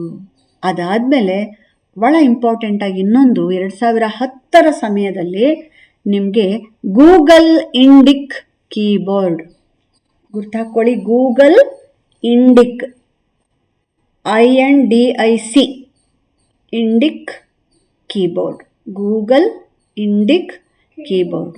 2010 ಸಮಯದಲ್ಲಿ ಈ ಗೂಗಲ್ ಇಂಡಿಕ್ ಕೀಬೋರ್ಡ್ ಕನ್ನಡವನ್ನು ಇನ್ನೂ ಉನ್ನತವಾದ ಸ್ಥಾನಕ್ಕೆ ತೆಗೆದುಕೊಂಡೋಯ್ತು. ಹೆಚ್ಚುವರಿ ಸ್ಥಾನ, ಇನ್ನೂ ಒಂದು ಮಟ್ಟ ಮೇಲಕ್ಕೆ ಬಳಕೆಯ ಮಟ್ಟವನ್ನು ಹೆಚ್ಚಿಸ್ತು ಅಂತ ಹೇಳ್ಬೋದು. ಕನ್ನಡವನ್ನು ಹೆಚ್ಚುವರಿಯಾಗಿ ಬಳಸುವಂತಹ ಒಂದು ಹಂತಕ್ಕೆ ಈ ಗೂಗಲ್ ಇಂಡಿಕ್ ಕೀಬೋರ್ಡ್ ಬಳಕೆ ಶುರುವಾದ ಮೇಲೆ ನೋಡಿ, ನುಡಿ ಇತ್ಯಾದಿಗಳನ್ನೆಲ್ಲ ನಾವು ನುಡಿ ಒಳಗೆ ಬಳಸ್ತಾ ಇದ್ವಿ. ಆದರೆ ಇಂಟರ್ನೆಟ್ ಸರ್ಚ್ ಮಾಡಬೇಕಾದಾಗ ಇತ್ಯಾದಿಗಳಿಗೆಲ್ಲ ಹೋದಾಗ ಅಲ್ಲಿ ನಿಮಗೆ ಯುನಿಕೋಡ್ ಬರೋದಕ್ಕಿಂತ ಮುಂಚೆ, ಯುನಿಕೋಡ್ ಬಂದ ಮೇಲೂ ಕೂಡ ತುಂಬ ಜನ ಈಗಲೂ ನೀವು ಇಂಟರ್ನೆಟ್ ಹುಡ್ಕೋವಾಗ ನೀವು ಕನ್ನಡದಲ್ಲಿ ಬಳಕಬೇಕಂದ್ರೆ ಅಲ್ಲಿ ಯುನಿಕೋಡ್ ಇಂಡಿಕ್ ಕೀಬೋರ್ಡನ್ನು ಕೊಡುತ್ತೆ. ಅವಾಗ ನೀವು ಅದರಲ್ಲಿ ಟೈಪ್ ಮಾಡ್ಬೋದು. ಆದರೆ ಇವಾಗ ನಾವೆಲ್ಲ ಏನು ಮಾಡ್ತೀವಿ, ನಾವು ಯುನಿಕೋಡ್ ಇಂಡಿಕ್ ಬಳಸೋಕ್ಕೆ ಹೋಗಲ್ಲ. ನಾವು ಕನ್ನಡ ನೋಡಿ 6.1 6.5 ಇದೆಲ್ಲ ಡೌನ್ಲೋಡ್ ಮಾಡಿ ನಮ್ಮ ಲ್ಯಾಪ್ಟಾಪಲ್ಲಿ ಇಟ್ಕೊಂಡಿರೋದ್ರಿಂದ ಕ್ಲೀನಾಗಿ ಅದನ್ನು ಆನ್ ಮಾಡ್ಕೋತೀವಿ, ಎಲ್ಲಿ ಬೇಕಾದ್ರೂ ಅದನ್ನು ಬರ್ಕೋತೀವಿ. ಕೆಲವರು ನುಡಿ ಕನ್ನಡ ಸಾಫ್ಟ್ವೇರ್ ಡೌನ್ಲೋಡ್ ಮಾಡ್ಕೊಳ್ಳದೆ ಇದ್ದವ್ರು ಏನು ಮಾಡ್ತಾರೆ ಅಂದರೆ, ನೋಡಿ ಇದನ್ನೇನಿದೆಯಲ್ಲ ಗೂಗಲ್ ಇಂಡಿಕ್ ಕೀಬೋರ್ಡ್ ಇದೆಯಲ್ಲ ಅದನ್ನು ಇಟ್ಕೊಂಡು ಬರ್ಕೋತಾರೆ. ಅದು ಯಾವಾಗಲೂ ಒಂದೊಂದ್ಸತಿ ಬರೆಯೋದನ್ನ ದಿನ ಬರೆಯೋ ಅಂಥವ್ರು, ಹೆಚ್ಚು ಬರೆಯುವಂಥವ್ರು ಏನು ಮಾಡ್ತಾರೆ, ನೋಡಿ ಯುನಿಕೋಡ್ ಇಟ್ಕೊಂಡಾಗ ಅದನ್ನು ಓಪನ್ ಮಾಡಿಕೊಂಡ್ರೆ ಸಾಕು, ಎಲ್ಲಿ ಬೇಕಾದರೂ ಬರೆಯೋಕ್ಕೆ ಅವಕಾಶ ಮಾಡಿಕೊಡುತ್ತೆ ಅಲ್ವಾ. ಸೊ ಈಗಾಗಲೇ ನೀವು ಕಲ್ತಿರೋದ್ರಿಂದ ಹೇಳ್ತಾ ಇದ್ದೀನಿ. ನೀವು ಕಲ್ತಿದ್ದೀರಲ್ವ ನೋಡಿ 6.0 ಅಲ್ವಾ, 6.1 ಇವನ್ನೆಲ್ಲ ಕಲ್ತಿರೋದ್ರಿಂದ ನೀವು ಎಲ್ಲಿ ಬೇಕಾದ್ರೆ ಅದನ್ನು ಆನ್ ಮಾಡಿಕೊಂಡ್ರೆ ಸಾಕು. ನಮ್ಮ ಕನ್ನಡ ಬಾವುಟದ್ದು ಕ್ಲಿಕ್ ಮಾಡಿದ್ರೆ ಸಾಕು, ಆನ್ ಆಗುತ್ತೆ. ಎಲ್ಲಿ ಬೇಕಾದರೂ ಬರಿತಾವೆ, ಅದರೊಳಗೆ ಬರಿಬೇಕಾದ್ದೇನೋ ಇಲ್ಲ ಅಲ್ವಾ. ಸೊ 2010 ಸಮಯದಲ್ಲಿ ಗೂಗಲ್ ಇಂಡಿಕ್ ಇದೇನಿದೆಯಲ್ಲ ಕೀಬೋರ್ಡ್ಗಳು, ಇದು ಏನು ಮಾಡ್ತು, ಇದು ಟ್ರಾನ್ಸ್ಲಿಟರೇಷನ್, ಅಕ್ಷರಾಂತರ ಅಥವಾ ಲಿಪ್ಯಂತರ. ಇದು ಟ್ರಾನ್ಸ್ಲಿಟರೇಷನ್, ನೆನ್ನೆ ಹೇಳಿದೆ ಅಲ್ವಾ, ಲಿಪ್ಯಂತರಕ್ಕೂ ಭಾಷಾಂತರಕ್ಕೂ ವ್ಯತ್ಯಾಸ ಏನು ಅಂತ. ಲಿಪ್ಯಂತರ ಮಾಡೋದು ಅಂದರೆ ಬರೀ ಲಿಪಿ ಬದಲಾಯಿಸುತ್ತೆ. ಲಾ ಅಂತ ಇದ್ರೆ ಎಲ್ಲೇ ಲಾ ಅಂತ ಮಾಡುತ್ತದು. ಅರ್ಥ ಆಗ್ತಾ ಇದೆಯಾ. ಲಿಪ್ಯಂತರ ಅಥವಾ ಟ್ರಾನ್ಸ್ಲಿಟರೇಷನ್ ಅಥವಾ ಅಕ್ಷರಾಂತರ ಅಂತ ಕೂಡ ಬೇಕಾದ್ರೆ ನೀವು ಹೇಳ್ಬೋದು. ಅಕ್ಷರಾಂತರ ಅನ್ನೋದು ಚೆನ್ನಾಗಿರಲ್ಲ, ಲಿಪ್ಯಂತರ ಅನ್ನೋದೇ ಕರೆಕ್ಟ್ ವರ್ಡ್ ಅಂತ ನಾನು ಅಂದ್ಕೊಳ್ತೇನೆ. ಸೊ ಇದು ಟ್ರಾನ್ಸ್ಲಿಟರೇಷನ್ ಮತ್ತು ಶುದ್ಧ ಕೀಬೋರ್ಡ್ ಟೈಪಿಂಗ್ ಅನ್ನು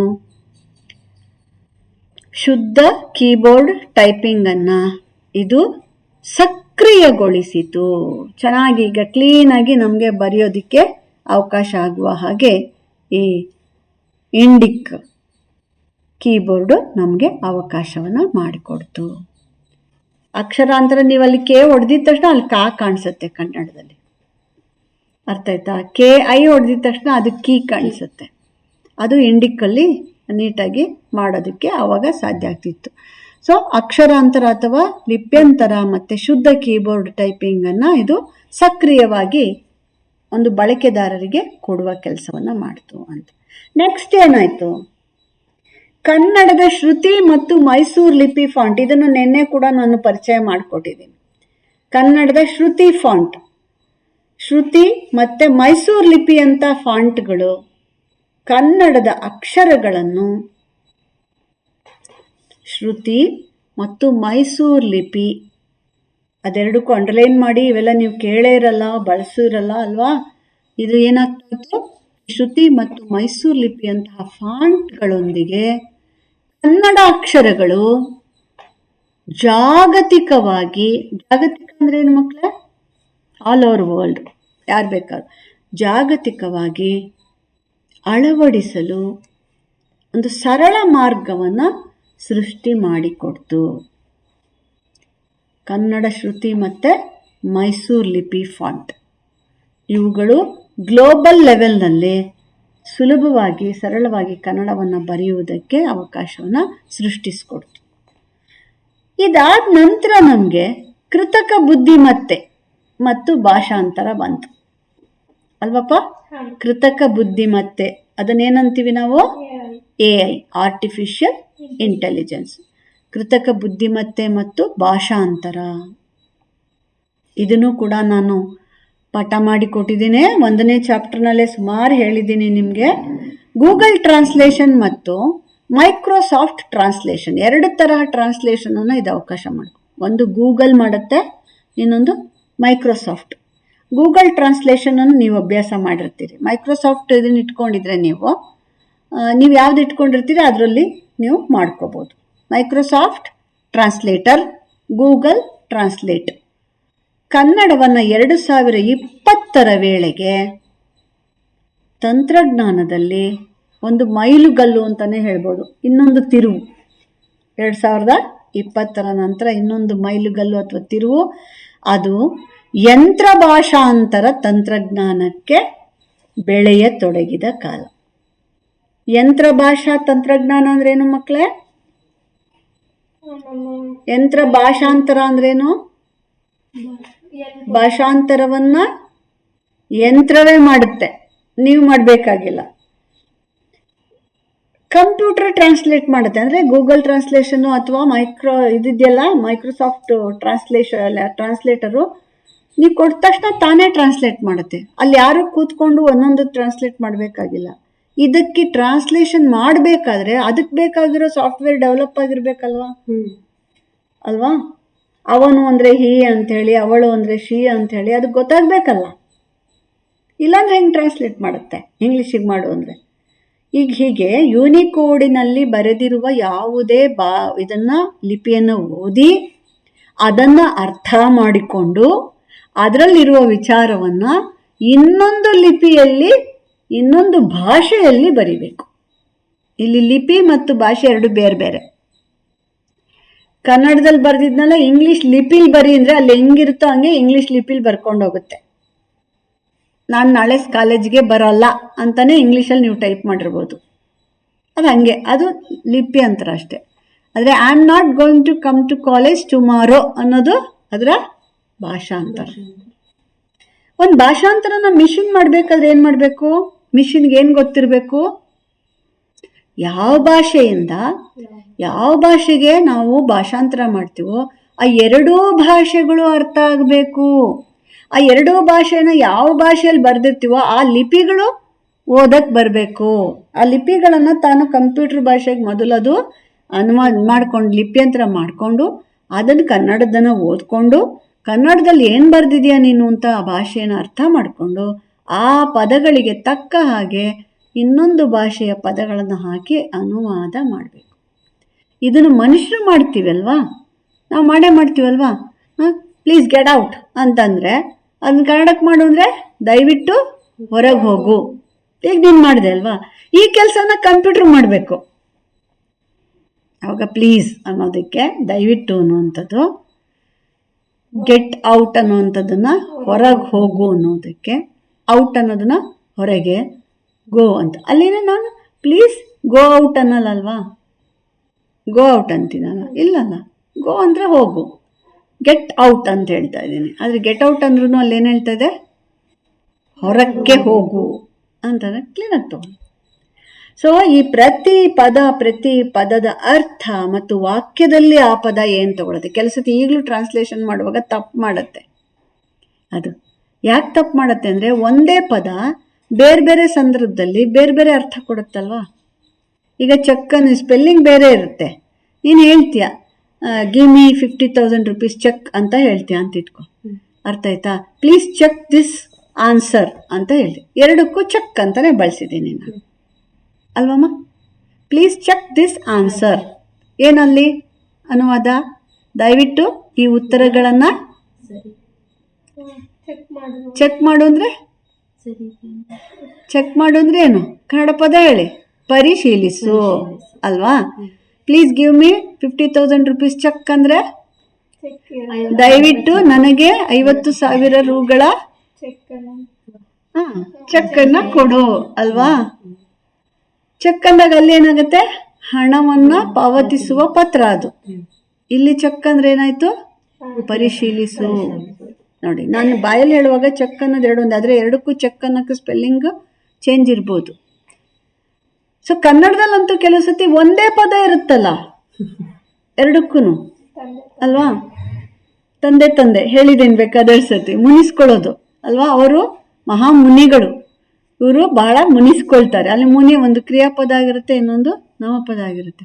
ಆ ಮುನಿ ಅನ್ನೋ ಪದಕ್ಕೆ ಅದಕ್ಕೆ ಅರ್ಥ ಆಗ್ಬೇಕಾದ್ರೆ ಋಷಿ ಅಂತ ಮಾಡಿಬಿಟ್ರೆ ಕೋಪ ಅನ್ನೋ ಜಾಗದಲ್ಲಿ ಹೆಂಗಾಗುತ್ತೆ?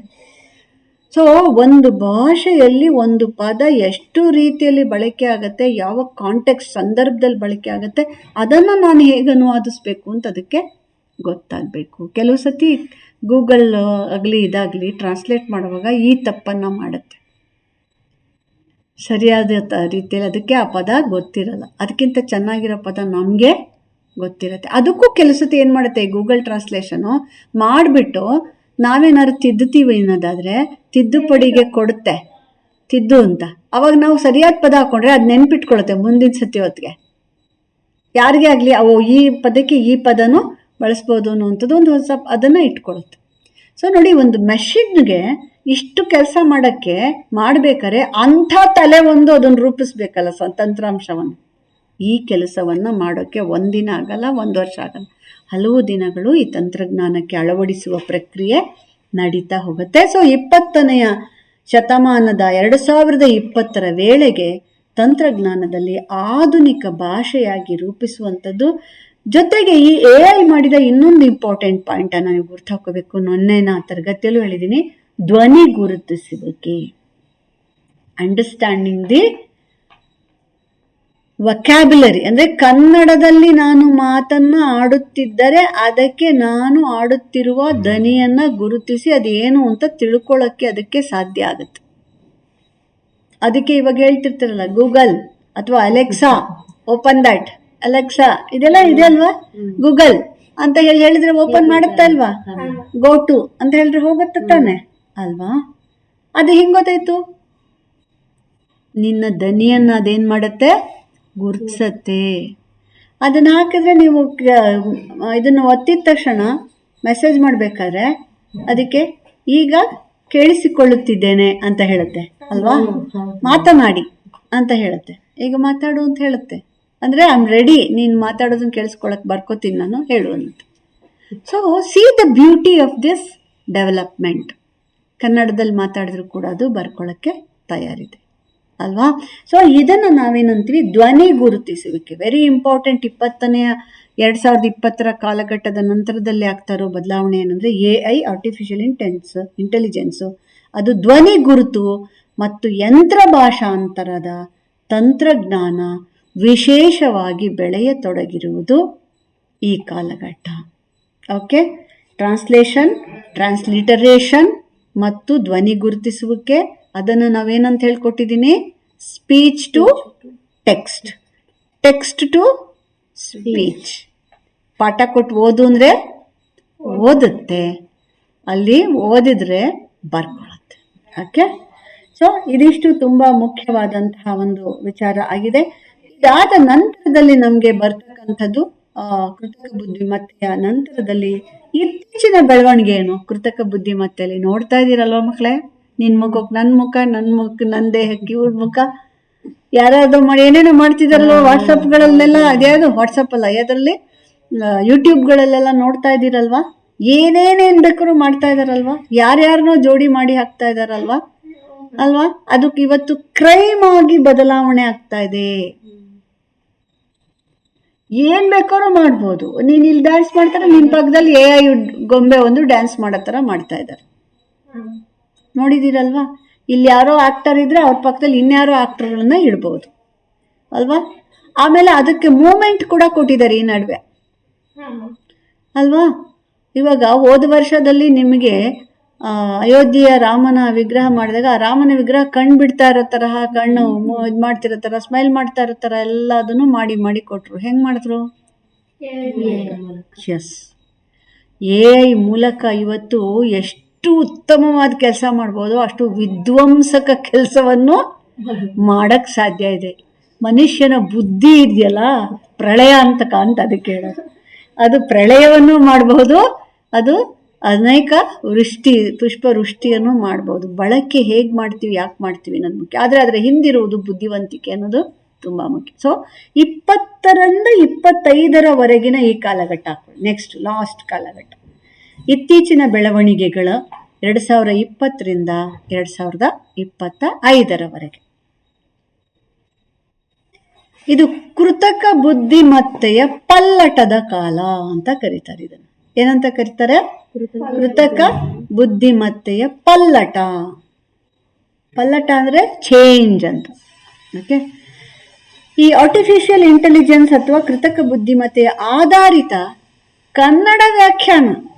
ಒಂದು ಪದ್ಯ ಕೊಟ್ರೆ ಕನ್ನಡದಲ್ಲಿ ಸಾರಾಂಶ ಕೊಡು ಅಂದರೆ ಕೊಡುತ್ತೆ. ಮಕ್ಕಳೇ ಗೊತ್ತಿದೆಯಲ್ಲ ನಿಮಗೆ, ನೀವೊಂದು ಇಂಗ್ಲೀಷ್ ಪದ್ಯ ಕೊಟ್ಬಿಟ್ಟು ನಂಗೆ ಅರ್ಥ ಆಗ್ತಾ ಇಲ್ಲ, please summarise in Kannada. Translate ಅಷ್ಟೇ ಅಲ್ಲ, ಸಾರಾಂಶ ಹೇಳು ಅಂದ್ರೆ ಹೇಳುತ್ತೆ. ಈಗ ಒಂದು ಪುಟಾಣಿ ಕತೆ ಕೊಟ್ಬಿಟ್ಟು ಇದಕ್ಕೆ ಚಿತ್ರ ಸಮೇತವಾಗಿ ಇದನ್ನೊಂದು PPT ಮಾಡಿಕೊಡು ಅಂತ ಕೇಳಿ, ಮಾಡಿಕೊಡುತ್ತೆ. ಅರ್ಥ ಆಗ್ತಿದ್ಯಾ? ನೀವು ಏನೋ ಒಂದು ಪ್ಯಾರಾಗ್ರಾಫ್ ಬರೆದ್ಬಿಟ್ಟು ಅದನ್ನ PPT ಮಾಡಿಕೊಡು ಅಂದರೆ ಕೊಡುತ್ತೆ. ಹೆಂಗೆ ಪಾಯಿಂಟ್ಸ್ ಹಾಕಬೇಕು, ಎಷ್ಟು ಮಾಡಿಕೊಡುತ್ತೆ. ಚಿತ್ರ ಸಮೇತ ಕೊಡು ಅಂದರೆ ಕೊಡುತ್ತೆ. ಇವತ್ತು ಮಕ್ಕಳಿಗೆ ಪಾಠ ಕಲಿಸ್ಬೇಕಾದ್ರೆ ಯಾವುದೋ ನಾಯಿಮರಿ ತಿಂಡಿ ಬೇಕೆ ಪದ್ಯ ಬರೆದ್ಬಿಟ್ಟು ಅದಕ್ಕೆ ಚಿತ್ರ ಸಮೇತವಾಗಿ ಅದನ್ನು ಒಂದು ಕತೆ ಥರ ರೂಪಿಸ್ಕೊಡು ಅಂತನೋ ಚಿತ್ರ ಮಾಡಿಕೊಡು ಕೊಡುತ್ತೆ. ಆರ್ಟಿಫಿಷಿಯಲ್ ಇಂಟೆಲಿಜೆನ್ಸನ್ನು ನೀವು ಹೀಗೆ ಕನ್ನಡದ ಅಭಿವೃದ್ಧಿಗೆ, ಕನ್ನಡದ ಬೆಳವಣಿಗೆಗೆ, ಕನ್ನಡದ ವಿಸ್ತಾರಕ್ಕೆ, ಹೆಚ್ಚು ಜನರಿಗೆ ಪರಿಚಯಿಸೋಕ್ಕೆ, ಹೆಚ್ಚು ಯಶಸ್ವಿಯಾಗಿ ಎಫೆಕ್ಟಿವ್ ಮೆಥಡ್ ಆಫ್ ಟೀಚಿಂಗಿಗೆ ಬಳಸ್ಕೊಂಡ್ರೆ ನೀವು ಒಳ್ಳೆ ಅಧ್ಯಾಪಕರಾಗಕ್ಕೆ ಅವಕಾಶ ಆಗುತ್ತೆ. ಅರ್ಥ ಆಗ್ತಾ ಇದೆ? ಸೊ ಕೃತಕ ಬುದ್ಧಿಮತ್ತೆಯನ್ನು ಬಳಸಿ ನೀವು ಮಕ್ಕಳಿಗೆ ಹೆಚ್ಚು ಹೆಚ್ಚು ಮನೋಗತವಾಗುವಂತೆ, ಅವರಿಗೆ ಅರ್ಥವಾಗುವಂತೆ, ಆಸಕ್ತಿ ಮೂಡುವಂತೆ ಹೇಗೆ ಪಾಠ ಮಾಡ್ಬೋದು ಅನ್ನೋದಕ್ಕೆ, ಅದೇ ಪಾಠ ನಿಮ್ಮ ಟೆಕ್ಸ್ಟ್ ಬುಕ್ 1ನೇ ಕ್ಲಾಸೋ 2ನೇ ಕ್ಲಾಸಲ್ಲಿ ಒಂದು ಪಾಠ ಇದೆ ಅಂತ ಇಟ್ಕೊಳ್ಳಿ. ಆ ಪಾಠವನ್ನು ನೀವು ಅದಕ್ಕೆ ಕೊಟ್ಬಿಟ್ಟು ಮೇಕ್ ಇಟ್ ಇಂಟ್ರೆಸ್ಟಿಂಗ್ PPTs ಅಥವಾ ಮೇಕ್ ಇಟ್ ಇಂಟ್ರೆಸ್ಟಿಂಗ್ ಸ್ಟೋರಿ ಥರ ಮಾಡೋ ಅದನ್ನು ವಿತ್ ಇದೆಲ್ಲ ಅಂದರೆ ಮಾಡಿಕೊಡುತ್ತೆ. ನೀವು ಅದನ್ನು ತೊಗೊಂಡೋಗಿ ಅಲ್ಲಿ ಮಕ್ಕಳಿಗೆ ಹಾಕಿ ತೋರಿಸಿ ತುಂಬ ಚೆನ್ನಾಗಿ ಇಂಪ್ರೆಸ್ ಮಾಡ್ಬೋದು. ಅರ್ಥ ಆಗ್ತಾ ಇದೆಯಾ ಹೇಗೆ ಮಾಡಬೇಕು? ಇವತ್ತು B.Ed ಮಾಡೋದೆಲ್ಲ ತುಂಬ ಸುಲಭ ಆಗಿಬಿಟ್ಟಿದೆ. ಈ ಆರ್ಟಿಫಿಷಿಯಲ್ ಇಂಟೆಲಿಜೆನ್ಸಿಂದ ಚಾರ್ಟ್ ಮಾಡಿಸೋದು ಇದೆಲ್ಲ ಹೆಂಗೆ ಮಾಡಬೇಕು ಅನ್ನೋದಕ್ಕೆಲ್ಲ ತಲೆ ಕೆಡಿಸ್ಕೊಂಡು ಮಾಡ್ತಿದ್ರಲ್ಲ, ನೀವೇ ಡಿಸೈನ್ ಮಾಡ್ತಿದ್ರಲ್ವ. ಇವಾಗ ವಿಷಯ ಕೊಟ್ಬಿಟ್ಟು ಇಂಥದ್ದು ಮಾಡಿದ್ರೆ ಮಾಡುತ್ತೆ. ನೀವು ಪ್ರಯತ್ನ ಮಾಡಬೇಕು. ನಿಮಗೆ ನೆನ್ನೆನೇ ಹೇಳಿದ್ದೀನಿ ನಾನು, ನೆನ್ನೆನೇ ಆರ್ಟಿಫಿಷಿಯಲ್ ಇಂಟೆಲಿಜೆನ್ಸು, Dictation.io ಇದರಲ್ಲಿ, ಆಮೇಲೆ ChatGPT ಇತ್ಯಾದಿಗಳಲ್ಲಿ ಏನಾದರೂ ಅಭ್ಯಾಸ ಮಾಡಿ ಅಂತ ಹೇಳಿ ಅಲ್ವಾ. ಸೊ ಆಧಾರಿತ ಅಂದರೆ AI ಆಧಾರಿತ ಅಥವಾ ಕೃತಕ ಬುದ್ಧಿಮತ್ತೆ ಆಧಾರಿತ ಕನ್ನಡ ವ್ಯಾಖ್ಯಾನ, ಡೆಫಿನೇಷನ್ಸ್ ಅಂದರೆ ಕನ್ನಡವನ್ನು ವಿವರಿಸೋದು ಕನ್ನಡದಲ್ಲಿ, ಆಮೇಲೆ ಶಬ್ದಗಳ ಗುರುತು, ಶಬ್ದ ಅಂದರೆ ಇಲ್ಲಿ ವರ್ಡ್ಸ್ ಅಂತ, ಓಕೆನಾ. ಮತ್ತು OCR ಎಕ್ಸ್ಪ್ಲೈನ್ ಮಾಡಿದ್ದೀನಲ್ವ ನಿನ್ನೆ ನಾನು.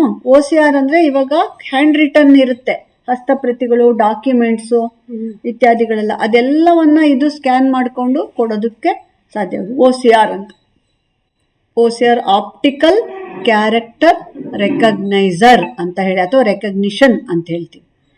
OCR optical character recognition. ಈ ತಂತ್ರಜ್ಞಾನಗಳು ಮತ್ತಷ್ಟು ಅಭಿವೃದ್ಧಿ ಹೊಂದಿವೆ ಈ 20ರಿಂದ 25ರವರೆಗೆ. ಆಪ್ಟಿಕಲ್ ರೆಕಗ್ನಿಷನ್ OCR ಇದು ಈ 5 ವರ್ಷದಲ್ಲಿ ಒಂಥರ ಅದೇನೋ ಕ್ರಾಂತಿಕಾರಕವಾಗಿ ಬದಲಾವಣೆ ಆಗಿಬಿಟ್ಟಿದೆ. ಜೊತೆಗೆ ನೆಕ್ಸ್ಟು GPT-ಗಳು, ChatGPT-ಗಳು, ChatGPT 3.5, ChatGPT 4.0 ಹಿಂಗೆ ಹೋಗ್ತಾನೇ ಇದೆ ಅದು. ChatGPT 3.5 ಎಲ್ಲ ನಿಮಗೆ ಇಂಟ್ರೊಡಕ್ಟ್ರಿ ಆಗಿರುತ್ತೆ. ಅಂದರೆ ಅದು ದುಡ್ಡು ಕಟ್ಟಬೇಕಾಗಿಲ್ಲ, ಸಬ್ಸ್ಕ್ರಿಪ್ಷನ್ ಮಾಡಬೇಕಲ್ಲ, ಸುಲಭವಾಗಿ ಅಂದರೆ ಒಂದಿನಕ್ಕೆ ಇಷ್ಟು ಮಾತ್ರ ಅದ್ರ ಹತ್ರ ಸಹಾಯ ತೊಗೋಬೋದು. ದುಡ್ಡು ಕಟ್ಟದಲ್ಲೇ ಫ್ರೀಯಾಗಿ ಮಾಡ್ಕೊಳ್ಳೋದಾದರೆ ಒಂದಿನಕ್ಕೆ ಇಷ್ಟು ಅಂತ. ನಿನ್ನೆ ಅದಕ್ಕಿಂತ ಜಾಸ್ತಿನ ಕುತ್ಕೊಂಡು ಮಾಡ್ತಾನೇ ಇದ್ದೀನಿ ಇವತ್ತೆಲ್ಲ ಅಂದರೆ ಅದು ಹೇಳ್ತೆ, ನಿಂದು ಇವತ್ತಿಗೆ ಮುಗೀತು, ನಾಳೆ ಇಷ್ಟೊತ್ತಿಗೆ ಮತ್ತೆ ನೀನು ನನ್ನನ್ನು ಬಳಸ್ಬೋದು ಅಂತ ಹೇಳುತ್ತೆ. ಅರ್ಥ ಆಗ್ತಿದೆಯಾ? ಸೊ ಇದೆಲ್ಲ ನೀವು ಕಲ್ತ್ಕೊಂಡ್ರೆ ಗೊತ್ತಾಗುತ್ತೆ ಅದು ಹೇಗೆ ಅಂದರೆ ಒಂದು ಲಿಮಿಟನ್ನು ಒಬ್ಬ ಮನುಷ್ಯನಿಗೆ ಯಾವುದೋ ಒಂದು ಕಥೆನೋ ಓದುವಷ್ಟು, ಓದಿದ್ದನ್ನು ಅರ್ಥ ಮಾಡ್ಕೊಳ್ಳೋಷ್ಟು, ಅದಕ್ಕೇನೋ ಒಂದು ಕ್ವಶನ್, ಇವಾಗ ಒಂದು ಪಾಠ ಕೇಳ್ತೀರ ಅಂತಿಟ್ಟು ಪಾಠ, ಈ ಪಾಠನೆಲ್ಲ ಕೊಟ್ಬಿಟ್ಟು, ಈ ನೋಟ್ಸ್ ಕೊಟ್ಬಿಟ್ಟು ನೀವು ಕ್ವಶನ್ ಪ್ರಿಪೇರ್ ಮಾಡು, 1 ಮಾರ್ಕ್ ಕ್ವಶನ್ನು ಅಂದರೆ ಮಾಡಿಕೊಡುತ್ತೆ. ಅರ್ಥ ಆಗ್ತಿದೆಯಾ? ಆ ಕ್ವಶನ್ ಪ್ರಿಪೇರ್ ಮಾಡಿ ಅದಕ್ಕೆ ಆನ್ಸರ್ ಮಾಡು ಅಂತ ಕೊಟ್ಟರು ಮಾಡುತ್ತೆ. ಅರ್ಥ ಆಗ್ತಿದೆಯಾ ಮಕ್ಕಳೇ? ಇದನ್ನು ಮಾಡಬೇಕು.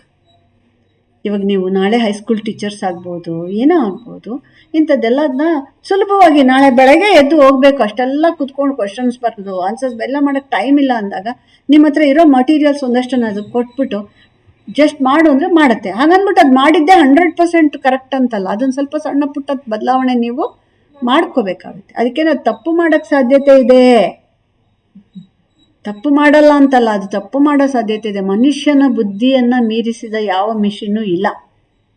ಆ ತಪ್ಪು ನಾವೇನು ಕೊಡ್ತೀವಿ ಅದನ್ನು ಮಾಡುತ್ತೆ, ಕೆಲವು ಸತಿ ತಪ್ಪು ಮಾಡುತ್ತೆ. ಆ ತಪ್ಪನ್ನು ತಿದ್ಕೊಳ್ಳೋಕ್ಕೆ ನಾವು ತಯಾರಾಗ್ಬಿಟ್ರೆ ನಮಗೆ 25 ನಿಮಿಷಕ್ಕೆ ಆಗೋ ಕೆಲಸ 10 ನಿಮಿಷಕ್ಕೆ ಆಗುತ್ತೆ. ಅರ್ಥ ಆಯ್ತಾ? ಇನ್ನು 10 ನಿಮಿಷಕ್ಕೆ ಒಂದು ಪೇಪರ್ ಪ್ರೆಸೆಂಟೇಷನ್ ಮಾಡ್ಬೇಕು ನೀನು ಅಂತ ಅಡ್ವರ್ಟೈಸ್ಮೆಂಟ್ ಬರ್ತಿರುತ್ತೆ, ಕೇಳಿದಿರಲ್ವಾ? 10 ನಿಮಿಷಕ್ಕೆ ಮೀಟಿಂಗ್ ಇದೆ, 10 ಮಿನಿಟ್ಸಲ್ಲಿ ರೆಡಿ ಆಗು PPTಗೆ ಅಂದ ತಕ್ಷಣ ಏನು ಮಾಡೋದು ಕೊನೆಗೆ ಅಲ್ವಾ? ತಕ್ಷಣ ಅವ್ರು ರೆಡಿ ಆಗ್ತಾರಲ್ವಾ? ಕೇಳ್ತಾರೆ ತಾನೆ. ಸೊ ಹುಡ್ಕೋದು ಎಲ್ಲ ಅಡ್ವರ್ಟೈಸ್ಮೆಂಟ್ಸನ್ನು ನೀವು ನೋಡಿ ಅರ್ಥ ಮಾಡ್ಕೋಬೇಕು. ಇದೆಲ್ಲ ಆಗ್ತಾ ಇರೋದು ಇವತ್ತು ಆರ್ಟಿಫಿಷಿಯಲ್ ಇಂಟೆಲಿಜೆನ್ಸ್ನ ಸಹಾಯದಿಂದ. ಸೊ GPT ಗಳ ಬಳಕೆಯ ಮುಖಾಂತರವಾಗಿ ಚಾಟ್ ಬಾಟ್ ಇದರಲ್ಲಿ, ಆಮೇಲೆ ಪಾಡ್ಕಾಸ್ಟ್ಗಳು, ಕನ್ನಡದ ಚಾಟ್ ಬಾಟ್ ಅದು ಗುರ್ತಾಕೊಳ್ಳಿ. GPT ಮಾದರಿಯಲ್ಲಿ ಇವಾಗ ಹೊಸದಾಗಿ ಇಂಪ್ರೂವ್ ಮಾಡಿರೋದು ಕನ್ನಡದ್ದು ಚಾಟ್ ಬಾಟ್. ಟ್ರೈ ಮಾಡಿ. ಚಾಟ್ ಜಿಪಿಟಿ ಬದಲು ಏನಿದೆ, ಚಾಟ್ ಬಾಟ್ ಅಂತ ಹೇಳಿ ಒಂದಿದೆ. ಆಮೇಲೆ ಪಾಡ್ಕಾಸ್ಟ್ ಅಂತ ಹೇಳಿ ಒಂದಿದೆ, ಕನ್ನಡದ್ದು ಪಾಡ್ಕಾಸ್ಟ್. ಇವು ಕನ್ನಡದಲ್ಲಿ ಹೆಚ್ಚು ಬಳಕೆಗೆ ಪ್ರೋತ್ಸಾಹ ಅನ್ನುವಂಥದ್ದು ಇತ್ತೀಚೆಗೆ ಜಾಸ್ತಿ ದೊರಕ್ತಾ ಇದೆ. ಜನಕ್ಕೆ ಗೊತ್ತಿದ್ರೆ ಬಳಸ್ತಾರೆ, ಗೊತ್ತಿಲ್ಲ ಅಂದ್ರೆ ಬಳಸಲ್ಲ. ಇವಾಗ ನಿಮ್ಗೆ ಹೇಳಿದ್ರು ನೀವು ಬಳಸಲ್ಲ. ಸ್ಟೂಡೆಂಟ್ಸ್ಗಳು ನೀವುಗಳು ಯೂತ್ಸ್ ಇಂಟರ್ವ್ಯೂ ಮಾಡೋದು, ಅದನ್ನೆಲ್ಲದನ್ನು ರೆಕಾರ್ಡ್ ಮಾಡುವಂಥದ್ದು ಇತ್ಯಾದಿಗಳೆಲ್ಲದು ಇರುತ್ತೆ. ಈಗ ಬರ್ತಾರೆ ಬುಕ್ ಬ್ರಹ್ಮ ಇತ್ಯಾದಿಗಳು, ಬೇರೆ ಬೇರೆ ತರದೆಲ್ಲ ಬರುತ್ತಲ್ಲ ಪಾಡ್ಕಾಸ್ಟಿಂಗ್ ಎಲ್ಲ. ಕಳೆದ ಈಗೊಂದು 4 ದಿನದ ಹಿಂದೆ ಹಾಕಿರೋ ಮೊದಲನೇ ಫಸ್ಟ್ ಚಾಪ್ಟರ್ ನಲ್ಲಿ ನಾನು ಎಲ್ಲ ಹೇಳಿದ್ದೀನಿ ನೋಡಿ. ಪಾಡ್ಕಾಸ್ಟ್ ಇದೆಲ್ಲದ್ರ ಬಗ್ಗೆ ಆಲ್ಮೋಸ್ಟ್ ಇಡೀ ಸಿಲೆಬಸ್ ಬಗ್ಗೆ ಪರಿಚಯ ಇದೆ. ಅದನ್ನ ಒಂದನ್ನ ನೀವು ಮಿಸ್ ಮಾಡಿದ್ರೆ ನಿಮ್ಗೆ ಇಡೀ ಪಾಠದ್ದು ಬೇಸಿಕ್ ಸಿಕ್ಕಲ್ಲ.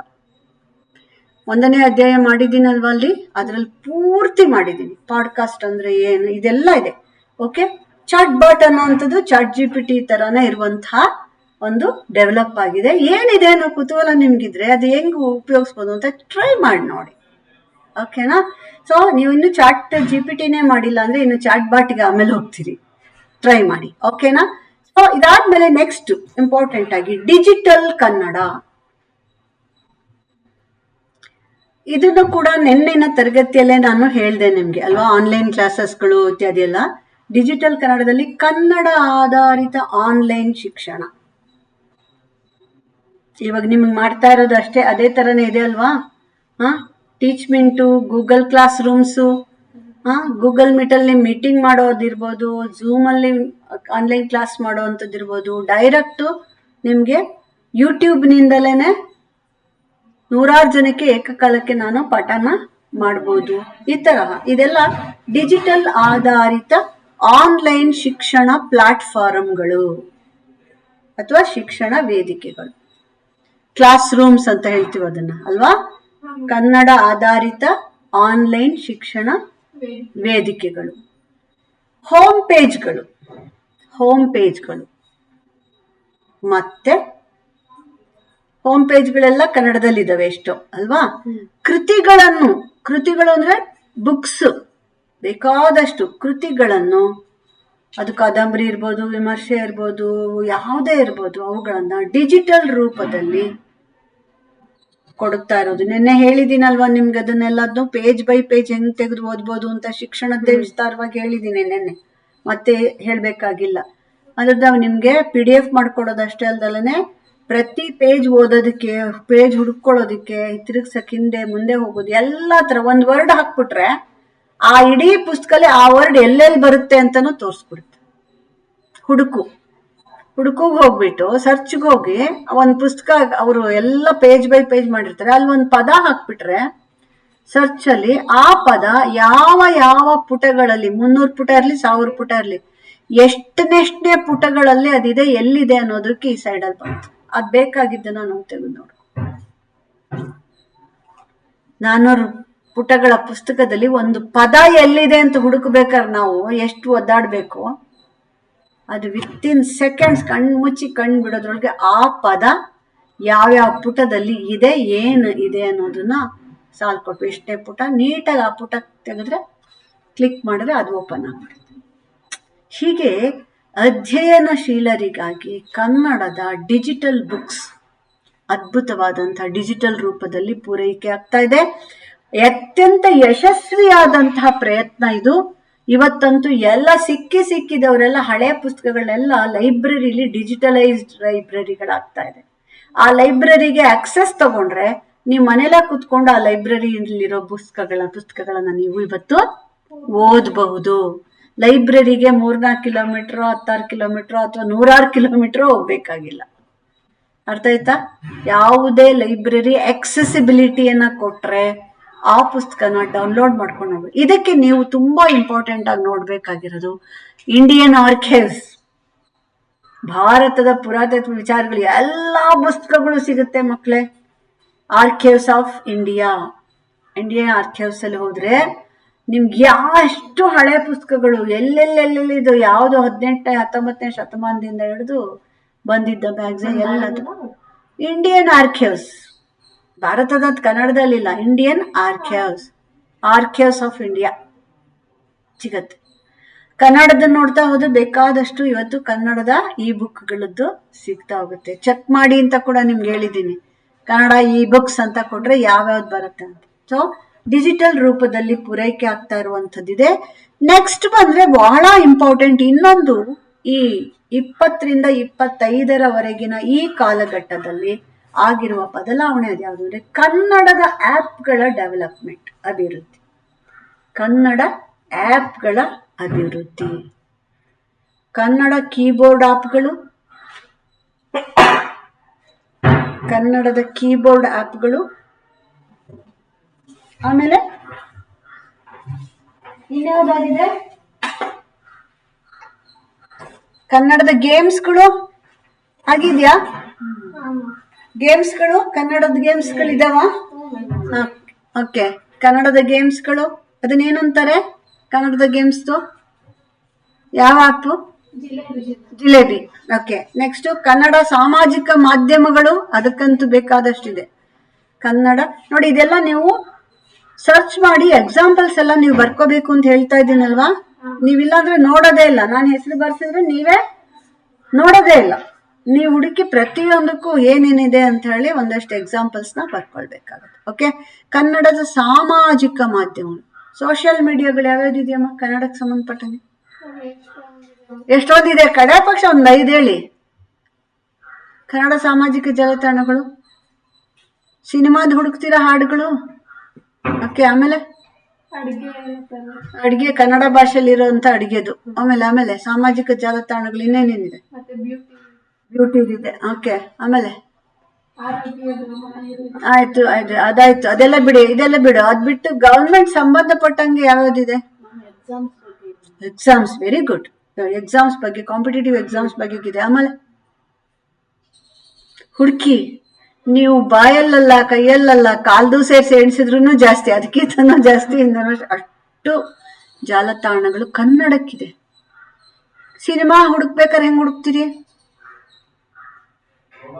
ಸಿನಿಮಾ ಹಾಡು ಹುಡುಕ್ಬೇಕಾರೆ ಹೆಂಗ್ ಹುಡುಕ್ತೀರಿ?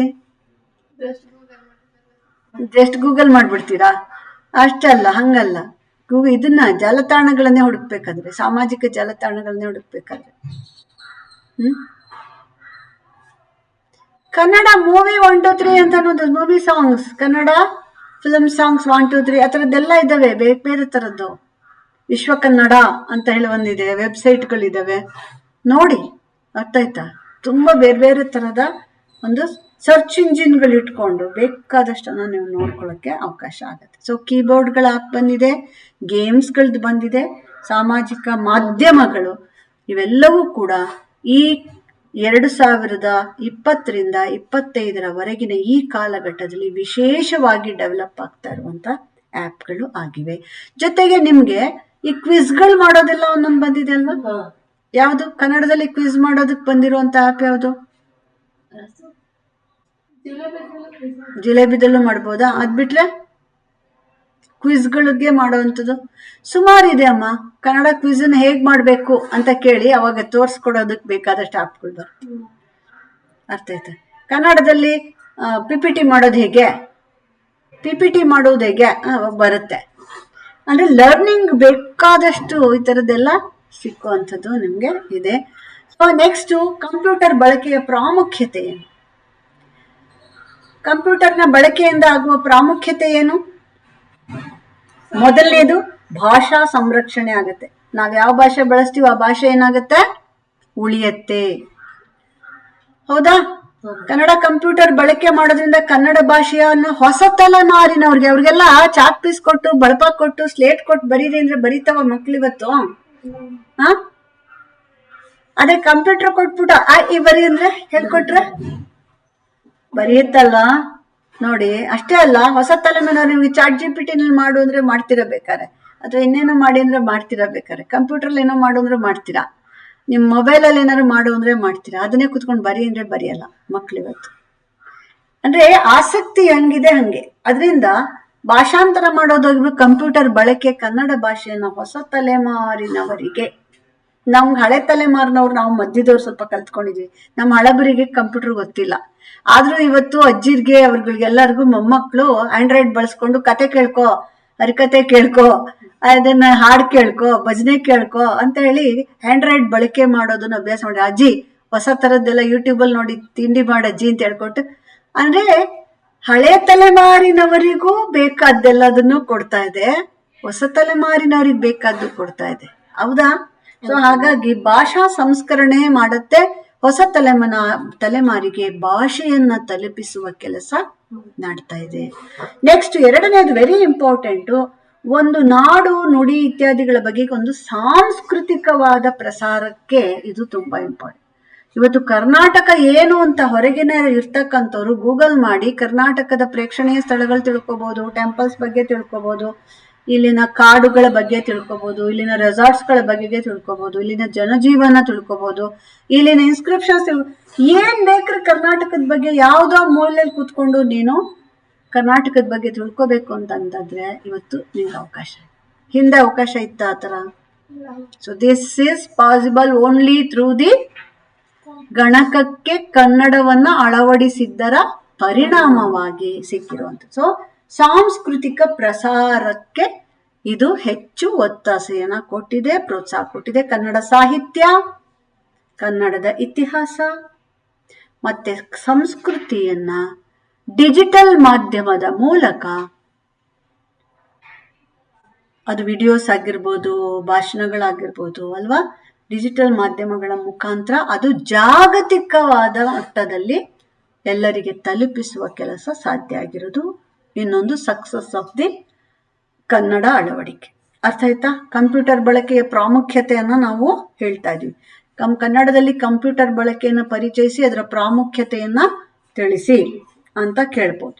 ನೆಕ್ಸ್ಟ್, ಈಗಾಗಲೇ ಚರ್ಚೆ ನಾನು ಮಾಡಿದ್ದೀನಿ, ಆದ್ರೂ ಮತ್ತೊಂದ್ಸತಿ ಹೇಳ್ತಾ ಇದ್ದೀನಿ. ಇದರ ಉಪಯೋಗ, ಅಳವಡಿಕೆಯ ಉಪಯೋಗ ಶಿಕ್ಷಣ ಕ್ಷೇತ್ರ ಮತ್ತು ಉದ್ಯಮ ಕ್ಷೇತ್ರ. ಶಿಕ್ಷಣ ಕ್ಷೇತ್ರ ಮತ್ತೆ ಉದ್ಯಮ ಅಂದ್ರೆ ಏನು ಮಕ್ಕಳೇ? ಬಿಸ್ನೆಸ್ ಅಲ್ವಾ? ಕಾಮರ್ಸ್ ಅಂತಾರೆ ಅದನ್ನು. ಶಿಕ್ಷಣ, ಎಜುಕೇಶನ್ ಮತ್ತೆ ಬಿಸ್ನೆಸ್. ಕನ್ನಡದ ಗ್ಯಾನ್, GAN ಗ್ಯಾನ್ ಇದೆ ನೋಡಿ.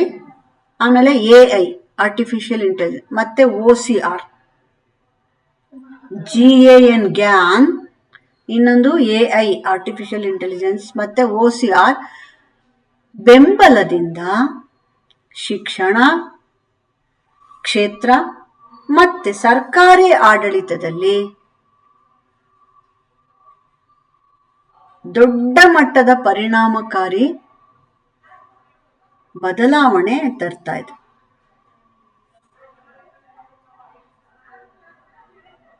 ಉದ್ಯಮ ಕ್ಷೇತ್ರ ಅಂದಾಗ ನಿಮ್ಗೆ ಗೊತ್ತಿದೆ, ಅಮೆಜಾನ್ ಅಲ್ಲಿ ಇಲ್ಲಿ ಎಲ್ಲದ್ರಲ್ಲಿ ಮಾಡ್ಕೊಳ್ಬಹುದಾದ. ಸರಿ, ಇಷ್ಟೆಲ್ಲ ಆಯ್ತಲ್ಲ, ಈಗ 25ರಿಂದ 30ರವರೆಗೆ ಏನಾಗುತ್ತೆ, ಏನಾಗ್ಬೇಕು, ಮುಂದಿನ ಹಾದಿ ಹೇಳ್ಬೇಕಲ್ಲ. ಚರಿತ್ರೆ ಅಂದ್ಮೇಲೆ ಹಿಂದಿನ ಹೆಜ್ಜೆ ಅರಿತದ್ದಾಯ್ತು, ಮುಂದಿನ ಹೆಜ್ಜೆಗಳೇನು ತಿಳ್ಕೊಳ್ಬೇಕು. ಲಾಸ್ಟ್ ಎನಿ ಕನ್ಕ್ಲೂಷನ್ ಕೊಡುವಾಗ ಮುಂದೆ ಅದರ ಭವಿಷ್ಯ ಏನು ಅಂತ ಅದನ್ನ ನೋಡಿದಾಗ ಭವಿಷ್ಯದ ಹಾದಿ ಏನು. ಸೊ ಕಂಪ್ಯೂಟರ್ನಲ್ಲಿ ಕನ್ನಡವನ್ನ ಅಳವಡಿಸಿದ್ದರ ಹೆಜ್ಜೆ ಗುರುತುಗಳನ್ನ ಇದುವರೆಗೂ ನೋಡಿದ್ವಿ. ಮುಂದಿನ ಇದ್ರಲ್ಲಿ ಏನು ಅಂತ ಅಂದಾಗ ಮುಂದಿನ ಹಂತಗಳಲ್ಲಿ ತುಂಬಾ ಮುಖ್ಯವಾಗಿ AI ಇನ್ನು ಏನೇನ್ ಮಾಡುತ್ತೋ ನಮ್ಗೆ ಗೊತ್ತಿಲ್ಲ. AI ಬಳಕೆ ಮತ್ತಷ್ಟು ಬದಲಾವಣೆ ಆಗ್ಬೋದು. ಜೊತೆಗೆ NLP ಇನ್ನೊಂದು ಬರ್ಕೊಳ್ಳಿ, ಪರಿಚಯ ಮಾಡ್ಕೊಳ್ಳಿ, ನ್ಯಾಚುರಲ್ ಲ್ಯಾಂಗ್ವೇಜ್ ಪ್ರೊಸೆಸಿಂಗ್. ಇವತ್ತು ಸ್ವಲ್ಪ ಮಟ್ಟಿಗೆ ನೀವು ಮಾತಾಡಿದ್ದನ ನಿಮ್ ಉಚ್ಚಾರಣೆ ಎಲ್ಲ ಕರೆಕ್ಟ್ ಆಗಿಲ್ಲ ಅಂತಂದ್ರೆ ಅದು ತಪ್ಪ ಬರ್ಕೊಳ್ಳೋ ಸಾಧ್ಯತೆಗಳಿರುತ್ತೆ. ಅದನ್ನ ಮಾಡಿದಾಗ ಒಂದು ಉಚ್ಚಾರಣೆ ಮಾಡಿದಾಗ ಅದ್ ನಿಮ್ಗೆ ಕೇಳ್ಬೋದು ಯಾವ ಪದ ಅಂತ ಕೇಳುತ್ತಲ್ವಾ. ಕೆಲವು ಸತಿ ಟೈಪ್ ಮಾಡುವಾಗ ಯಾವ್ದು ಕರೆಕ್ಟ್ ಇದೆ ಅದನ್ನ ಬರ್ಕೋತೀರ. ಹಂಗೆ ಕನ್ನಡದಲ್ಲಿ ಈ ನ್ಯಾಚುರಲ್ ಲ್ಯಾಂಗ್ವೇಜ್ ಪ್ರೊಸೆಸಿಂಗ್ ಅಂದ್ರೆ ಭಾಷೆ ಹೇಗಿರುತ್ತೋ ಅದನ್ನ ಚೆನ್ನಾಗಿ ಕೇಳಿಸ್ಕೊಂಡು ಅರ್ಥ ಮಾಡ್ಕೊಂಡು ಅದು ಬರ್ಕೊಳ್ಳುವ ಮತ್ತೆ ಕೆಲಸ ಮಾಡಕ್ ಸಾಧ್ಯ ಆಗ್ಬೇಕು. ಕ್ಷೇತ್ರದಲ್ಲಿ ಕನ್ನಡದ ಸಕ್ರಿಯ ಅನುಸಂಧಾನ ಹೆಚ್ಚಬಹುದು ಮುಂದೆ. ಓಕೆ, ನ್ಯಾಚುರಲ್ ಲ್ಯಾಂಗ್ವೇಜ್ ಪ್ರೊಸೆಸಿಂಗ್ ಇನ್ನೂ ಕನ್ನಡದಲ್ಲಿ ತುಂಬಾ ಕರೆಕ್ಟ್ ಆಗ್ತಾ ಇಲ್ಲ. ಅದರದ್ದು ಮುಂದೆ ಮತ್ತಷ್ಟು ಉತ್ತಮವಾದಂತಹ ಒಂದು ಅನುಸಂಧಾನ ಕನ್ನಡದಲ್ಲಿ ಸಕ್ರಿಯವಾಗಿ ನಡೆಯುವ ಸಾಧ್ಯತೆ ಇದೆ ಮುಂದಿನ 5 ವರ್ಷ. ನೀವು ಎಲ್ಲ ನೆನಪು ಮಾಡ್ಕೊಳ್ಳಿ ಏನೇನಾಗತ್ತೆ ಅಂತ ಮುಂದೆ. ನಾನು ಅಷ್ಟೊತ್ತಿಗೆ ರಿಟೈರ್ಮೆಂಟ್ ತಕೊಂಡಿರ್ತೀನಲ್ಲ. ಓಕೆ, ನೆಕ್ಸ್ಟ್ ಇನ್ನೊಂದು ತುಂಬಾ ಇಂಪಾರ್ಟೆಂಟ್ ಆಗಿ ಕನ್ನಡದಲ್ಲಿ ಪೂರ್ಣ ರೂಪದ, ಅದನ್ನ ಇಮ್ಮರ್ಸಿವ್ ಅಂತ ಕರೀತಾರೆ ಇಂಗ್ಲಿಷಲ್ಲಿ. ಇಮ್ಮರ್ಸಿವ್ ಅಂದ್ರೆ ಫುಲ್ ಮುಳುಗೋಗ್ಬಿಡ್ಬೇಕು. ಅದ್ರ ಪೂರ್ಣ ರೂಪದಲ್ಲಿ ಆನ್ಲೈನ್ ಶಿಕ್ಷಣ ಪ್ಲಾಟ್ಫಾರ್ಮ್ಗಳು ಜಾಸ್ತಿ ಆಗತ್ತೆ. ಈಗಾಗ್ಲೇ ನೋಡಿ ಕನ್ನಡ MA ನಮ್ಗೆ ತರಗತಿಗೆ ಬರೋದು ಕಡಿಮೆ ಆಗ್ತಾ ಆಗ್ತಾ ಏನಾಗ್ತಾ ಇದೆ, ಓಪನ್ ಶಿಕ್ಷಣ ಸಂಸ್ಥೆಗಳಿದ್ವಲ್ವಾ, ಏನದು ದೂರ ಶಿಕ್ಷಣಗಳು, ಅವೆಲ್ಲ ಪಾಠ ಎಲ್ಲ ಪ್ರಿಂಟ್ ಮಾಡಿ ಕಳ್ಸಿರೋವು. 6 ತಿಂಗಳು ವರ್ಷಕ್ಕೊಂದ್ಸತಿನ ಕರೆದ್ಬಿಟ್ಟು 1 ತಿಂಗಳು ಪಾಠ ಮಾಡ್ಬಿಟ್ಟು ಆಮೇಲೆ ಅಸೈನ್ಮೆಂಟ್ ಕೊಟ್ಟು ಎಕ್ಸಾಮ್ ಮಾಡೋರು. ಆದ್ರೂ ಪಾಠ ಒಬ್ಬರ ಹತ್ರ ಕೇಳಿದಾಗ ಪುಸ್ತಕ ಓದಿದ್ದನ್ನ ಬರೆಯೋದು ಬೇರೆ. So lecturing is a lecturer ಅಲ್ವಾ. ಹಾಗಾಗಿ ಇವಾಗ ಏನಾಗಿದೆ, ಸ್ವಂತ ಓದೋದಕ್ಕಿಂತಾಗಿ ಎಲ್ಲ ಆನ್ಲೈನ್ ಕ್ಲಾಸ್ಗಳಿಗೆ ಸೇರ್ಕೋತಾ ಇದ್ದಾರೆ. ಈಗ ಕನ್ನಡ MAನು ಅಥವಾ ಬೇರೆ ಬೇರೆ ಎಕನಾಮಿಕ್ಸ್ MA, ಹಿಸ್ಟ್ರಿ MA ಇಂಥದ್ದೆಲ್ಲ ಬೆಂಗಳೂರು ವಿಶ್ವವಿದ್ಯಾನಿಲಯವೇ ಆನ್ಲೈನ್ ಕ್ಲಾಸಸ್ ಮಾಡ್ತಾ ಇದೆ. ಆನ್ಲೈನ್ ಕೋರ್ಸ್ ಸೇಮ್ ನಿಮ್ಮಂಗೆ. ನಿಮ್ಗೆ ಇಲ್ಲಿ ಕ್ಲಾಸ್ಗೆ ಬಂದು ಪಾಠ ಕಲಿತೀರಿ, ಅಲ್ಲಿ ಬರಕ್ಕಾಗಲ್ಲ ಅನ್ನೋವಂಥವ್ರು ಇಲ್ಲಿ ಅಬ್ಸೆಂಟ್ ಆಗಿ ಅಲ್ಲಿ ಪ್ರೆಸೆಂಟ್ ಆಗಿ ಇಲ್ಲೂ ಇಲ್ಲ ಅಲ್ಲೂ ಇಲ್ಲ ಮಾಡ್ಕೊಳ್ಳೋ ಬದಲು ಅವಕಾಶ ಮಾಡಿಕೊಡ್ಬೇಕು. ಈಗ ಯಾಕೆಂದ್ರೆ ಇತ್ತೀಚೆಗೆ ಕೆಲಸ ಮಾಡ್ತಾ ಮಾಡ್ತಾ ಓದುವವರ ಸಂಖ್ಯೆ ಜಾಸ್ತಿ ಆಗ್ತಾ ಇರೋದ್ರಿಂದಾಗಿ ಅದಕ್ಕೋಸ್ಕರ ಇನ್ ಮುಂದೆ ಏನ್ ಮಾಡ್ತಾ ಇದೆ, ಸೇಮ್ ಪಾಠ ಇಲ್ಲಿ 4 ಅವರ್ ಪಾಠ ನಡೆದ್ರೆ 6 ರಿಂದ 10 ಗಂಟೆವರೆಗೂ ಆನ್ಲೈನ್ ಅಲ್ಲಿ ಪಾಠ ನಡೆಯುತ್ತೆ. ಈ ತರದ್ದು ಇನ್ ಮುಂದೆ ಏನಾಗುತ್ತೆ, ದೂರ ಶಿಕ್ಷಣವೆಲ್ಲ ಏನಾಗುತ್ತೆ ಆನ್ಲೈನ್ ಶಿಕ್ಷಣವಾಗಿ ಇನ್ ಮುಂದೆ ಜಾಸ್ತಿ ಆಗ್ತಾ ಹೋಗುತ್ತೆ. ಆನ್ಲೈನ್ ಶಿಕ್ಷಣ ಯಾವಾಗ ಬೇಕಾದ್ರೂ ಅವಾಗ ಓದ್ಕೋಬಹುದಾಗತ್ತಾ ಅಲ್ವಾ. ಇದು ನೋಡಿ, ಇದನ್ನು ನಾವು ಅಂಧ ಮಕ್ಕಳಿಗಾಗಿ ನಾನು ಶುರು ಮಾಡಿದ್ದೆ, ಆಡಿಯೋ ಕ್ಲಾಸಸ್ ಇತ್ಯಾದಿಗಳೆಲ್ಲ ಅಲ್ವಾ ಅವ್ರಿಗೆ. ಅವಾಗ ಇನ್ನು ಈ ಕರೋನಾ ಗಿರೋನು ಬಂದಿಲ್ದೇ ಇದ್ದಿದ್ರಿಂದ ಈಗ ಸುಮಾರು 2010ರಲ್ಲಿ ಶುರು ಮಾಡಿದ್ದು ನಾವು. ಒಂದು ಪಾಠನ ಓದಿ ರೆಕಾರ್ಡ್ ಮಾಡಿ ಮಕ್ಕಳಿಗೆ ಕೊಡುವಂಥದ್ದು. ಕೇಳಿಸ್ಕೊಳ್ಳು, ಎಲ್ಲಿ ಬೇಕಾದ್ರೂ ಕೇಳಿಸ್ಕೋಬೋದಲ್ಲ, ಮತ್ ಕೇಳಿಸ್ಕೋಬೋದಲ್ಲ. ಈಗ ಒಂದು ಕ್ಲಾಸ್ ಪಾಠ ಆಗಿದ ತಕ್ಷಣ ಮುಗ್ದೋಗುತ್ತೆ, ಮರ್ತೋಗ್ಬೋದು. ಅದನ್ನೇ ರೆಕಾರ್ಡ್ ಮಾಡಿದಾಗ ಅದೇನಾಗುತ್ತೆ, ಉಳಿಯುತ್ತೆ, ಮತ್ ಕೇಳಿಸ್ಕೊಳ್ಬಹುದು. ಅವರಿಗಂತ ಶುರು ಮಾಡಿ ಆಮೇಲೆ ಅದು ಕರೋನಾ ಸಮಯದಲ್ಲಿ ಏನಾಯ್ತು, ಆನ್ಲೈನ್ ಕ್ಲಾಸಸ್ ಅಂತ ಆದಾಗ LMS ಬಂತಲ್ಲ, ನಿಮ್ಗೆ ಲರ್ನಿಂಗ್ ಮ್ಯಾನೇಜ್ಮೆಂಟ್ ಸಿಸ್ಟಮ್ ಕರ್ನಾಟಕ ಶಿಕ್ಷಣ ಇಲಾಖೆ ಮಾಡ್ತು. ಅವಾಗ ಏನ್ ಮಾಡಿದ್ವಿ, ಮಾಡುವ ಪಾಠವನ್ನ video, audio, study material, MCQ, question answer ಎಲ್ಲಾ ತರಹದಲ್ಲೂ ಪ್ರಶ್ನಾವಳಿಗಳು ಪ್ರತಿಯೊಂದು ರೀತಿಯಲ್ಲೂ ಮಾಡಿ ನಾವು ಅಲ್ಲಿಗೆ ತುಂಬಿದ್ವಿ. ಅದು ಬರೀ ನಮ್ಮ ಸ್ಟೂಡೆಂಟಿಗೆ ಮಾತ್ರ ನಮ್ಮ ಪಾಠಗಳು ಸಿಕ್ಲಿಲ್ಲ, ಇಡೀ ವಿಶ್ವವಿದ್ಯಾನಿಲಯದ ಮಟ್ಟದಲ್ಲಿ ಯಾರ್ಯಾರು ಆ ಪಾಠಗಳು ಓದ್ತಾರೋ ಅವರೆಲ್ಲರೂ ಎಲ್ಲೋ ಅನೇಕಲ್ಲವರು ಈಗ ನಮ್ಮ ಪಾಠ ಕೇಳಿಸ್ಕೊಂಡಿದ್ರು ಅಲ್ವಾ. ಸೊ ಇದು ಸಾಧ್ಯ ಆಯ್ತಲ್ವಾ, ನಿಮ್ಗೂ ಹಾಗೆ ಆಯ್ತಲ್ವಾ ಆನ್ಲೈನ್ ಇದ್ರೊಳಗಡೆ. ಈ ತರಹ ಇವೆಲ್ಲ ಏನಂತೀರಿ ಇವನ್ನೆಲ್ಲ 20ರ ನಂತರ ಕರೋನಾದ ನಂತರದ ಭಾರತದಲ್ಲಿ ಅಥವಾ ಇಡೀ ಜಗತ್ತಿನಲ್ಲಿ ಈ ಆನ್ಲೈನ್ ಶಿಕ್ಷಣ ವಿಶೇಷವಾಗಿ ಸಾಧ್ಯತೆಯನ್ನ ಪಡ್ಕೊಂಡಿದೆ. ಅದಕ್ಕೆ ಮುಂಚೆ ಕಾಲೇಜಿಗೆ ಬಂದೇ ಪಾಠ ಕಲಿಯೋದಿದ್ದೀವಿ, ಕಾಲೇಜಿಗೆ ಬರ್ದಲೇನು ಆನ್ಲೈನ್ ಕ್ಲಾಸಿಗೆ ಮಾಡ್ತೀವಿ ಅನ್ನೋ ಹತ್ರ ಆನ್ಲೈನ್. 1-2ನೇ ಕ್ಲಾಸ್ ಮಕ್ಕಳನ್ನೆಲ್ಲ ಕೂರಿಸಿ ಆನ್ಲೈನ್ ಮಾಡ್ಬಿಟ್ರಲ್ಲಮ್ಮ. 1ನೇ ಕ್ಲಾಸ್ 2ನೇ ಕ್ಲಾಸ್ ಮಕ್ಕಳನ್ನೆಲ್ಲ ಕೂರಿಸಿ ಆನ್ಲೈನ್ ಮಾಡೋ ಪರಿಸ್ಥಿತಿ ಬಂದ್ಬಿಡ್ತಾವಾಗ.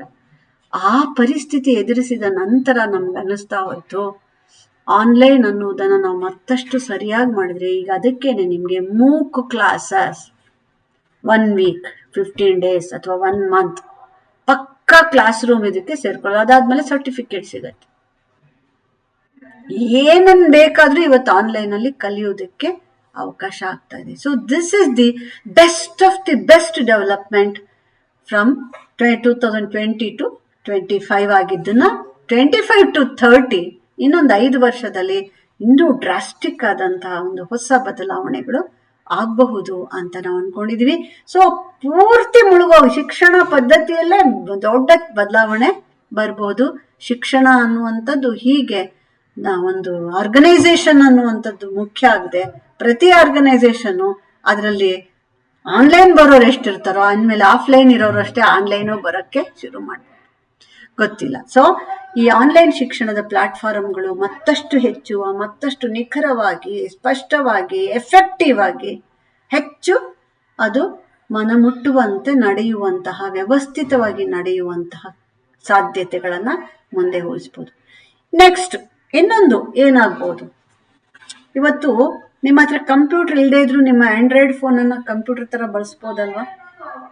ನೀವು ಅದಕ್ಕೆ ಒಂದು OTG ಕೇಬಲ್ ಹಾಕೊಂಡು ಒಂದು ಕೀಬೋರ್ಡ್ ಇಟ್ಕೊಂಡ್ರೆ ಸಾಕು,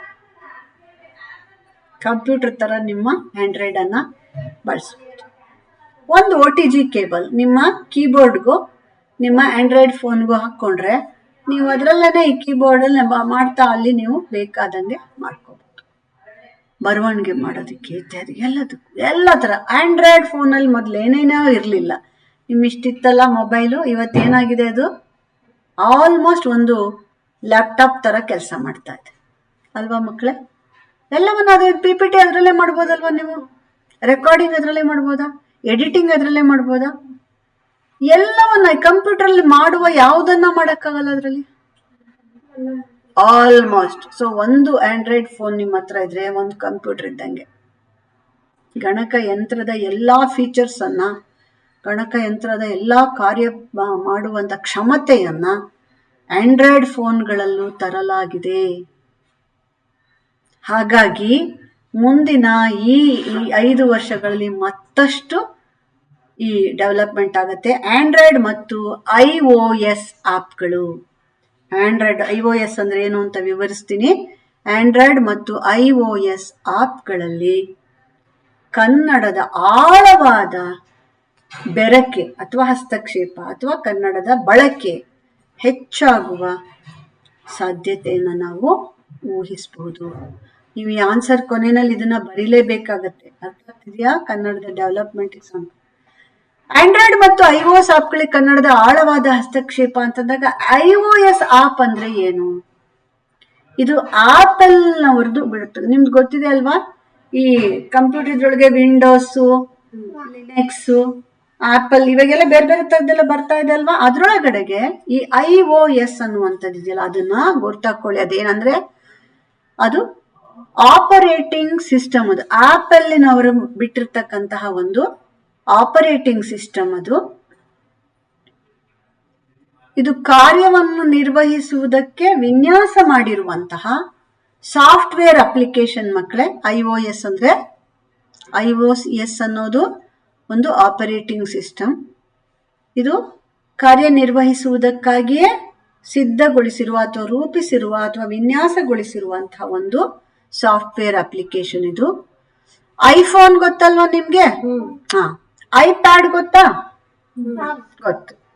ಐಪ್ಯಾಡ್ ಟಚ್ ಅಲ್ಲಿ ಮಾಡೋದು. ಇವಾಗ ಟಚ್ ಅಲ್ಲಿ ಮಾಡ್ಬೋದು ಎಲ್ಲದನ್ನು ಕೂಡ. ಇವಾಗ ನಿಮ್ದು ಇಲ್ಲಿ ಹಿಂಗ್ ಇಟ್ಕೊಂಡ್ರೆ ಇದ್ರಲ್ಲೂ ಟಚ್ ಇತ್ತು, ಹೋಗ್ಬಿಟ್ಟಿದೆ ಇವಾಗ. ಸೊ ನಾನು ಇಲ್ಲೇನೆ ಸ್ಕ್ರೀನ್ನಲ್ಲೇನೆ ಹಿಂಗೆ ಪಕ್ಕಕ್ಕೆ ಜರುಗಿಸೋದೆಲ್ಲ ನಾನು ಇಲ್ಲಿ ಇಟ್ಕೊಂಡು ಡೌನ್ಲೋ ಆಗೋ ಹಿಂಗೆಲ್ಲ ಮಾಡಬೇಕಾಗಿಲ್ಲ. ಟಚ್ ಗೊತ್ತಾಗ್ತಾ ಇದೆಯಾ? ಸೊ ಟಚ್ಚಲ್ಲೇ ನೀವು ಎಲ್ಲವನ್ನ ಮಾಡ್ಬೋದಾಗತ್ತೆ ಆ ಥರ.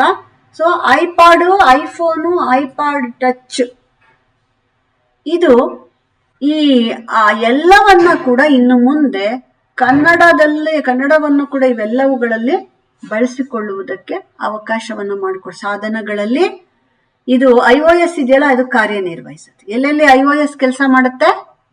ಐಪಾಡ್ ಅಲ್ಲಿ, ಐಫೋನ್ ಅಲ್ಲಿ, ಐಪಾಡ್ ಟಚ್ ಅಲ್ಲಿ ಇದು iOS ಅನ್ನುವಂಥದ್ದು ಕಾರ್ಯವನ್ನು ನಿರ್ವಹಿಸುತ್ತೆ. ಈ ಆಪ್ಗಳನ್ನ ಆಪಲ್ನ ಅಧಿಕೃತ ಪ್ಲಾಟ್ಫಾರ್ಮ್ಗಳು, ಆಪಲ್ ಅಂತ ಗೊತ್ತಲ್ವ ನಿಮ್ಗೆ, ಅದು ಆಪಲ್ನವರ ಅಧಿಕೃತವಾದ ವೇದಿಕೆಗಳಲ್ಲಿ ಅಥವಾ ಆಪ್ ಸ್ಟೋರ್ಗಳಿರುತ್ತಲ್ವಾ ಮಕ್ಕಳೇ, ನಿಮ್ಗೆ ಪ್ಲೇ ಸ್ಟೋರು, ಆಪ್ ಸ್ಟೋರ್ ಅಂತ ಇರುತ್ತಲ್ವಾ, ಅದರಿಂದ ನಿಮ್ಗೆ ಏನ್ ಬೇಕೋ ಅದನ್ನ ನೀವು ಡೌನ್ಲೋಡ್ ಮಾಡ್ಕೊಂತಿರ್ತೀರಿ ಅಲ್ವಾ. ಅದು ಆಪಲ್ನವರ ಆಪ್ ಸ್ಟೋರ್ನಲ್ಲಿ ಇವುಗಳನ್ನ ಗ್ರಾಹಕರಿಗೆ ಅಥವಾ ಬಳಕೆದಾರರಿಗೆ ಅದನ್ನ ವಿತರಣೆ ಮಾಡಿ ಕೊಡ್ತಾರೆ. ಸೊ ನಿಮ್ಗೆ ಅಲ್ಲಿ ಸಿಗತ್ತೆ, ಏನ್ ಬೇಕಾದ್ರೂ ನೀವು ಅದನ್ನ ಮಾಡ್ಕೋಬಹುದು. ನೆಕ್ಸ್ಟ್ ಬಂದು ಈ iOS ನ ಉದಾಹರಣೆಗಳನ್ನ ಕೊಡಿ. iOS ಏನೇನ್ರಲ್ಲಿ ಇದೆ ಅಂತಂದ್ರೆ ಸೋಷಿಯಲ್ ಮೀಡಿಯಾದಲ್ಲಿ ಇದೆ, ಇನ್ಸ್ಟಾಗ್ರಾಮ್ ಅಲ್ಲಿ ಬಳಕೆ ಆಗತ್ತೆ ಅಲ್ವಾ. iOS ಎಲ್ಲೆಲ್ಲಿ ಬಳಕೆ ಆಗತ್ತೆ ಅಂದ್ರೆ ಆಮೇಲೆ ಇನ್ಸ್ಟಾಗ್ರಾಮು, ಟ್ವಿಟ್ಟರು, ಆಮೇಲೆ ಇನ್ನೊಂದು ತುಂಬಾ ಮುಖ್ಯವಾಗಿ ಈ ಗೂಗಲ್ ಮ್ಯಾಪ್ಸ್. ಎಷ್ಟು ಜನ ಬಳಸ್ತೀರಿ ಮಕ್ಕಳೇ? ಎಲ್ಲರೂ ಬಳಸ್ತಿರೋ ಗೂಗಲ್ ಮ್ಯಾಪ್ ಹಾಕೊಂಡು ಹೋಗ್ತಿರಲ್ವ ಹುಡ್ಕೊಂಡು ಜಾಗಗಳಲ್ಲಿ ಇತ್ಯಾದಿಗಳಲ್ಲಿ. ಸೊ ಗೂಗಲ್ ಅದನ್ನ ನ್ಯಾವಿಗೇಷನ್ ಅಂತ, ಎಲ್ಲಿಂದ ಎಲ್ಲಿಗೆ ಹೋಗ್ಬೇಕು, ಎಷ್ಟು ನಿಮಿಷ ಆಗುತ್ತೆ, ಯಾವ ರೂಟ್ ಹೋಗುತ್ತೆ, ಯಾವ ರೂಟ್ ಬಿಸಿ, ಯಾವ ರೂಟ್ ಅಲ್ಲಿ ಟ್ರಾಫಿಕ್ ಇದೆ, ಯಾವ್ದು ಹತ್ರ ಆಗತ್ತೆ, ಯಾವ ರೂಟ್ ಮೇಲೆ ಹೋಗ್ಬೇಕು ಎಲ್ಲ ಹೇಳುತ್ತಲ್ವ. ಕಾಲ್ನಡಿಗೆಯಲ್ಲಿ ಹೋಗ್ತೀಯಾ, ಕಾರಲ್ಲಿ ಹೋಗ್ತೀಯಾ, ಯಾವ್ದ್ರಲ್ಲಿ ಎಲ್ಲ ಕೇಳುತ್ತಲ್ವಪ್ಪ. ಸೊ ನ್ಯಾವಿಗೇಷನ್ಗೆ ನೀವು ಬಳಸಿದೆ. ಟ್ರಾಫಿಕ್ ಅಪ್ಡೇಟ್ ಕೊಡುತ್ತಾ? ಎಸ್. ಆಮೇಲೆ ಸ್ಥಳೀಯ ವ್ಯಾಪಾರದಲ್ಲಿ ನಿನ್ಗೇನೋ ಒಂದು ಕೊಂಡ್ಕೋಬೇಕಾಗಿದ್ರೆ ಎಲ್ಲರೂ ಸಿಕ್ಕುತ್ತಾ ಅಂತ ಹೇಳಿ ನೋಡ್ಬೇಕಾದ್ರೆ ಇವಾಗ ಅದೊಂದು ಬಂದಿದೆ, ಸ್ಥಳೀಯ ವ್ಯಾಪಾರದ ಇದನ್ನ ಹುಡುಕಾಟ ಮಾಡ್ಕೊಳ್ಳೋ ಅಂಥದ್ದು. ನಿನಗ್ ಬೇಕಾಗಿರೋ ಶೋರೂಮ್ ಯಾವ್ದು ಅಂತ, ನಿಯರ್ ಬೈ ಶೋರೂಮ್ ಅಂತ ಕೇಳಿದ್ರೆ ಹುಡುಕುತ್ತಲ್ವಾ. ಎಸ್, ಇದನ್ನ ನಾವು ಗೂಗಲ್ ಮ್ಯಾಪ್ಸ್, ಗೂಗಲ್ ಮ್ಯಾಪ್ಸ್ ಕೂಡ ಒಂದು ಆಪ್ ಅಲ್ವಾ. ಓಕೆ, ಉಪಯುಕ್ತತೆಯ ಆಪ್ಗಳನ್ನ ನಾನು ಹೇಳ್ತಾ ಇದ್ದೀನಿ. Okay, next my fitness pal. ಅದ್ರಲ್ಲಿ ಏನ್ ಬರುತ್ತೆ? ಮೈ ಫಿಟ್ನೆಸ್ ಅಂತ ಒಂದು ಇದೆ, ಮೈ ಫಿಟ್ನೆಸ್ ಪಾಲ್. ಅದೇನಂದ್ರೆ ಎಷ್ಟು ಕ್ಯಾಲರಿ ಊಟ ಮಾಡಬೇಕು, ಎಷ್ಟು ವರ್ಕೌಟ್ ಮಾಡಬೇಕು, ಹೆಲ್ತ್ ಸಂಬಂಧಪಟ್ಟಾಗೆ ಆರೋಗ್ಯ ಸಂಬಂಧಿತವಾದ ಎಲ್ಲಾ ತರಹದ ಡೇಟಾಗಳು ಕೊಡುತ್ತೆ.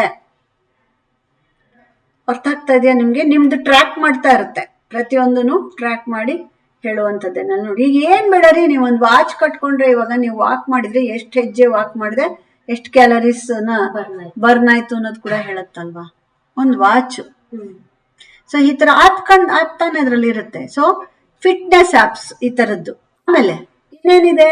ಮನೋರಂಜನಾ ಆಪ್ಗಳು, ಇವೆಲ್ಲವೂ ಬಳಕೆ ಆಗತ್ತಲ್ವಾ. ಮನೋರಂಜನಾ ಆಪ್ಗಳು ಯಾವ್ಯಾವ್ದು ಹೇಳಿ?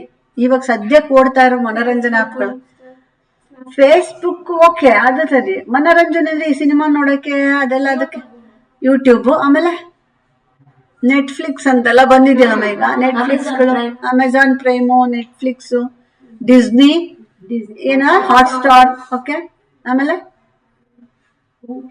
ಊಟ, ಊಟಲ್ ನೋಡಿ ಅಂತ ಏನೋ ಹೇಳ್ತದೆ, Zee5, ಓಕೆ, ಜಿಯೋ ಸಿನಿಮಾ. ನೋಡಿದ್ರ, ನಿಮ್ಗೆ ಗೊತ್ತಿರುತ್ತೆ ಮನೋರಂಜನಾ ಆಪ್ಗಳು ಯಾವ್ಯಾವ್ದು. ಇವುಗಳನ್ನ ನೀವು ಎಲ್ಲಿಂದ ಡೌನ್ಲೋಡ್ ಮಾಡ್ಬೇಕು ಅಲ್ವಾ? ನೋಡಿದ್ರ, ಸೊ ನಿಮಗ್ ಬೇಕಾದನ್ನ ನೀವು ಡೌನ್ಲೋಡ್ ಮಾಡಿ ಇಟ್ಕೊಂಡ್ರೆ ಅದು ನಿಮ್ಗೆ ಸಹಾಯ. ಸೊ ಇದ್ರೊಳಗಡೆ ಬರೀ ಮನೋರಂಜನೆ ಅಲ್ಲ, ಇನ್ನು ಎಲ್ಲ ಹೇಳ್ತಾ ಇದೀವಿ. ಆದ್ರೆ ಜಾಸ್ತಿ ಜನರ ಮೊಬೈಲ್ ಅಲ್ಲಿ ಏನಿರುತ್ತೆ ಇದೇ ಇರುತ್ತೆ. ಇರ್ಲಿ, ಸ್ಪಾಟಿಫೈ ಅಂತ ಕೇಳಿದಿರ? ಇನ್ನೊಂದು ಏನ್ ಮಾಡುತ್ತದು? ಎಷ್ಟು ಥೌಸಂಡ್ಸ್ ಆಫ್ ಸಾಂಗ್ಸ್ ಅಲ್ವಾ ಮಕ್ಕಳೇ ಸ್ಪಾಟಿಫೈ. ಮಿಲಿಯನ್ ಗಟ್ಟಲೆ ಹಾಡುಗಳನ್ನ ನಿಮಗೆ ನೀಡುವಂತಹ ಒಂದು ಅದ್ಭುತವಾದಂತಹ ಸ್ಟ್ರೀಮಿಂಗ್ ಆಪ್. ಸಾಂಗ್ಸ್ ಸ್ಟ್ರೀಮಿಂಗ್, ಸಂಗೀತದ ಸ್ಟ್ರೀಮಿಂಗ್ ಶುರುವಾಗಿದೆ. ಎಸ್, ಅದನ್ನ ಹೇಳಿದೀನಲ್ಲ, ಪಾಕೆಟ್ FM ಎಲ್ಲ ಇದೆ, ಪಾಕೆಟ್ FM ಬರ್ತಾ ಇದೆ ಇತ್ಯಾದಿಗಳು. ಕುಕ್ಕು ಅಂತ ಹೇಳ್ಬೇಕು. ಕುಕ್ಕು ನಾನು ಈಗಾಗ್ಲೇ ಹೇಳಿದ್ದೀನಿ ನಿಮ್ಗೆ, 1ನೇ ಚಾಪ್ಟರ್ನ ಪಾಠದ ಒಳಗೆ ಆಲ್ಮೋಸ್ಟ್ ಕವರ್ ಮಾಡಿದ್ದೀನಿ. ಅದ್ರಲ್ಲಿ ನೋಡಿದ್ರೆ ಕೂಕು ಇರ್ಬೋದು, ವೇದಾಂತ್ ಇರ್ಬೋದು, ಖಾನ್ ಇದ್ರದ್ದಿರ್ಬೋದು, ಆ ಥರದ್ದು ಇವುಗಳನ್ನೆಲ್ಲ ಹೇಳೋದಷ್ಟೇ ಅಲ್ಲದೆ ಇಂಥ ಆ್ಯಪ್ಗಳ ಬಗ್ಗೆ ಕೂಡ ಕೆಲವನ್ನ ನಾನು ಹೇಳಿದೆ. ಓಕೆ, ಸೊ ಸ್ಪಾಟಿಫೈ ನೋಡಿ, ಇಲ್ಲಿ ಒಂದು ನಾನು ಸ್ಪಾಟಿಫೈದು ಹೇಳಿದ ತಕ್ಷಣ ನೀವು ಎಷ್ಟು ಹೆಸರು ಹೇಳಿದ್ರಿ ಅಲ್ವಾ, ನಾನು ಎಲ್ಲದನ್ನು ಬರ್ಕೊಂಡು ಕುತ್ಕೊಳ್ಳೋಕ್ಕಾಗಲ್ಲ. ನೀವು ಮಾಡ್ಬೇಕದು, ಅದಕ್ಕೆ ಸೇರಿಸ್ಕೋಬೇಕು. ಈಗ ನೀವುಗಳು ಅದನ್ನೆಲ್ಲ PPT ಮಾಡುವಾಗ ಯಾವ್ದಾದ್ರು ಒಂದೊಂದೊಂದೊಂದು ಭಾಗ ನಾನು ಇಂಥದ್ರ ಬಗ್ಗೆ ಮಾಡ್ತೀನಿ ಅಂತ ನಿಮ್ಗೆ ಇಂಟ್ರೆಸ್ಟ್ ಇದೆ ಅಂತ ತಗೊಂಡಾಗ ಅಂಥದ್ರದ್ದು ಏನೇನೋ ಒಂದೊಂದು ಚಾಪ್ಟರ್ ಒಬ್ಬೊಬ್ರು ತಗೊಂಡ್ರೆ 10 ಜನದ 10 ಚಾಪ್ಟರ್ ಮುಗಿಯತ್ತು.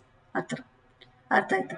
ಸೊ ನೋಡಿ, ಇದೆಲ್ಲ ನಿಮ್ಗೆ ಗೊತ್ತಿದೆ, ಅದೇನೇನ್ ಮಾಡುತ್ತೆ ಅಂತ ಗೊತ್ತು, ಹೇಗೆ ಅಂತ ಗೊತ್ತು. ಸೊ ಸ್ಪಾಟಿಫೈ ಇರ್ಬೋದು, ನೆಟ್ಫ್ಲಿಕ್ಸ್ ಇರ್ಬೋದು, ಎಕ್ಸೆಟ್ರಾ ಎಕ್ಸೆಟ್ರಾ, ನೀವು ಹೇಳಿದಂತ ಇವಾಗ ಊಟ ಅದು ಇದು ಅವೆಲ್ಲವೂ ಮನರಂಜನಾ ಆ್ಯಪ್ಗಳು ಅಂತ ಹೇಳಿ ನಾವು ನೋಡ್ತಾ ಹೋಗ್ತೀವಿ. ಇನ್ನು ಕೊನೆಯದಾಗಿ ಉತ್ಪಾದಕತೆಯ ಆ್ಯಪ್ಗಳು ಯಾವುದು? ಇದು ತುಂಬಾ ಇಂಪಾರ್ಟೆಂಟ್ ಅಲ್ವಾ ಮಕ್ಳೇ? ಬರೀ ಮನರಂಜನೆ ಮಾಡ್ಕೊಂಡಿರಕ್ಕಾಗಲ್ವಲ್ಲ ಮಕ್ಳೇ? ಉತ್ಪಾದಕತೆಯ ಆ್ಯಪ್ಗಳು ಯಾವ್ಯಾವ್ದದು? ಮೈಕ್ರೋಸಾಫ್ಟ್ ಟೀಮ್ಸ್ ಅವರು ಕಾರ್ಯಸ್ಥಳದ ಸಹಯೋಗಕ್ಕಾಗಿ ಸಂವಹನ ಸಾಧನೆಗಳನ್ನ ಮಾಡಿರುವಂಥದ್ದು. ನೋಷನ್ಸ್ ಅಂತ ಹೇಳಿ ಟಿಪ್ಪಣಿಗಳನ್ನ ಮಾಡ್ಕೊಳ್ಳೋದು, ಪ್ಲಾನ್ ಮಾಡ್ಕೊಳ್ಳಕ್ಕೆ, ಯೋಜನೆ ಮಾಡ್ಕೊಳ್ಳೋದು, ಆಫೀಸ್ಗಳಲ್ಲಿ ತುಂಬಾ ಹೆಲ್ಪ್ ಮಾಡುತ್ತೆ ಇದು. ನಾವೆಲ್ಲ ಬಳಸದೇ ಇರ್ಬೋದು, ಅರ್ಥ ಆಯ್ತಾ? ಮೈಕ್ರೋಸಾಫ್ಟ್ ಟೀಮ್ಸ್ ಅಂತ ಹೇಳಿ ಒಂದು ಆ್ಯಪ್ ಇದೆ. ಅದು ಒಟ್ಟೊಟ್ಟಾಗಿ ಬೇರೆ ಬೇರೆಯವರು ಸಹಯೋಗದಲ್ಲಿ, ಅರ್ಥ ಆಯ್ತಾ, ಕೋಆರ್ಡಿನೇಷನ್ ಅಲ್ಲಿ ಕೋಆಪರೇಷನ್ ಅಲ್ಲಿ ಮಾಡ್ಕೊಳ್ತಕ್ಕಂತಹ MOUಗಳು ಮಾಡ್ಕೊಂಡಿದ್ದೆಲ್ಲ ಜೊತೆಯಾಗಿ ಮಾಡುವಂಥದ್ದು. ನೋಷನ್ ಅನ್ನೋದೇನು ಗೊತ್ತಾ? ಅದು ನೋಟ್ಸ್ ತಗೊಳ್ಳುತ್ತದೆ, ಟಿಪ್ಪಣಿಗಳು ಮಾಡೋದು, ಪ್ಲಾನ್ ಮಾಡೋವಂಥದ್ದು, ಯೋಜನೆ ಮಾಡಿ ಅದನ್ನ ಹೇಗೆ ನಿರ್ವಹಣೆ ಮಾಡ್ಬೇಕು, ಮ್ಯಾನೇಜ್ಮೆಂಟ್ ಹೇಗೆ ಮಾಡಬೇಕು ಅನ್ನುವಂಥ ಅಪ್ಲಿಕೇಶನ್ಸ್ ಎಲ್ಲವನ್ನು ತೋರಿಸ್ಕೊಡ್ತೇವೆ. ಒಂದು ಈ ಥರದ ಪ್ಲಾನ್ ಇದೆ ನಮಗೆ ಅಂದ್ರೆ ಅದು ಹೆಂಗೆ ಮಾಡಬೇಕು ಅನ್ನೋದನ್ನೆಲ್ಲ ಡಿಸೈನ್ ಮಾಡೋದಕ್ಕೆ ಸಹಾಯ ಆಗುತ್ತೆ ನೋಷನ್ಸ್ ಅಂತ. ಇನ್ನು 5ನೇದು ಇನ್ನೊಂದು ತುಂಬಾ, ಇದು ಆಫೀಸ್ಗೆ ಉತ್ಪಾದಕತೆ ಆ್ಯಪ್ಗಳು ಆಫೀಸ್ನವರು ಹೆಚ್ಚು ಬಳಸ್ತಾರೆ. ಅರ್ಥಾಯ್ತಾ? ಸಾಫ್ಟ್ವೇರ್ ಕಂಪನಿಗಳು ಅವರೆಲ್ಲ ತುಂಬಾ ಪ್ಲಾನ್ ಮಾಡೋದಕ್ಕೆ ಇದನ್ನೆಲ್ಲ ಬಳಸ್ತಾರೆ. ನೀಟಾಗಿ ಎಷ್ಟೆಷ್ಟು ನಿಮಿಷಕ್ಕೆ ಯಾವ್ಯಾವ ಕಾರ್ಯಕ್ರಮ, ಏನೇನು ಎತ್ತೆತ್ತ, ಎಲ್ಲೆಲ್ಲಿ ಹೋಗ್ಬೇಕು, ಏನೇನ್ ಮಾಡ್ಬೇಕು, ಯಾವ್ಯಾವ ದಿನದ ಹೇಗೆ, ಪ್ರತಿಯೊಂದು ಪ್ಲಾನ್ ಮಾಡಿ ಕೊಟ್ಬಿಡುತ್ತೆ. ನೆಕ್ಸ್ಟ್ ನಮ್ಗೆ ಇಂಪಾರ್ಟೆಂಟ್ ಆಗಿರೋದು ಗೇಮಿಂಗ್ ಆಪ್ಗಳು. ಹೇಳಿ ನೋಡೋಣ, ಕನ್ನಡದಲ್ಲಿ ಯಾವ್ದಿದೆ? ಜನಪ್ರಿಯ ಪಜಲ್ ಆಟ ಕ್ಯಾಂಡಿ ಕ್ರಶ್ ಸಗಾ ಅಂತ ಒಂದಿದೆ, ಉಪಯೋಗಿಸಿದೀರಾ?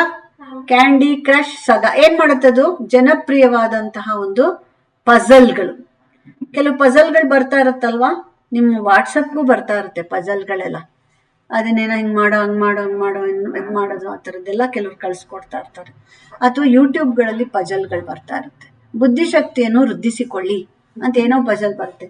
ಎಲ್ಲ ಇದ್ರಲ್ಲೆಲ್ಲ ಗ್ರೀನ್, ಇದ್ರಲ್ಲೆಲ್ಲ ರೆಡ್, ಆ ಥರದ್ದೆಲ್ಲ. ಅದು ನಾನು ಇಂಥದ್ದೆಲ್ಲ ಪಾಠ ಮಾಡ್ಬೇಕಾದ್ರೆ ಅಂಥದ್ದು ಏನು ಅನ್ನೋದನ್ನೆಲ್ಲ ನೋಡಿರ್ತೀನಿ, ಏನ್ ಮಾಡುತ್ತದೆ ಹೇಗೆ, ಯಾವ್ದೋ ಒಂದೇ ತರ ಇರೋದನ್ನೆಲ್ಲ ಜಾಯಿನ್ ಮಾಡೋ, ಏನೇನೋ ಥರದ್ದು ಅಲ್ವಾ. ಸೊ ಈ ಥರದ ಜನಪ್ರಿಯ ಪಜಲ್ಗಳ ಆಟಗಳು ಬೇಕಾದಷ್ಟು ಬರುತ್ತೆ ಗೇಮಿಂಗ್ ಆಪ್ಗಳಲ್ಲಿ.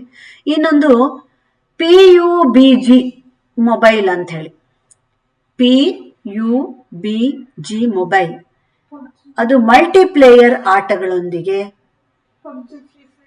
ಅದೇನೆ ಬಳಸಿದೀರಾ? ಪಬ್ಜಿ ಏನೇನು ಆಟ ಆಡಿದ್ದೀರಿ ಅದರಲ್ಲಿ? ಪಬ್ಜಿಯಲ್ಲಿ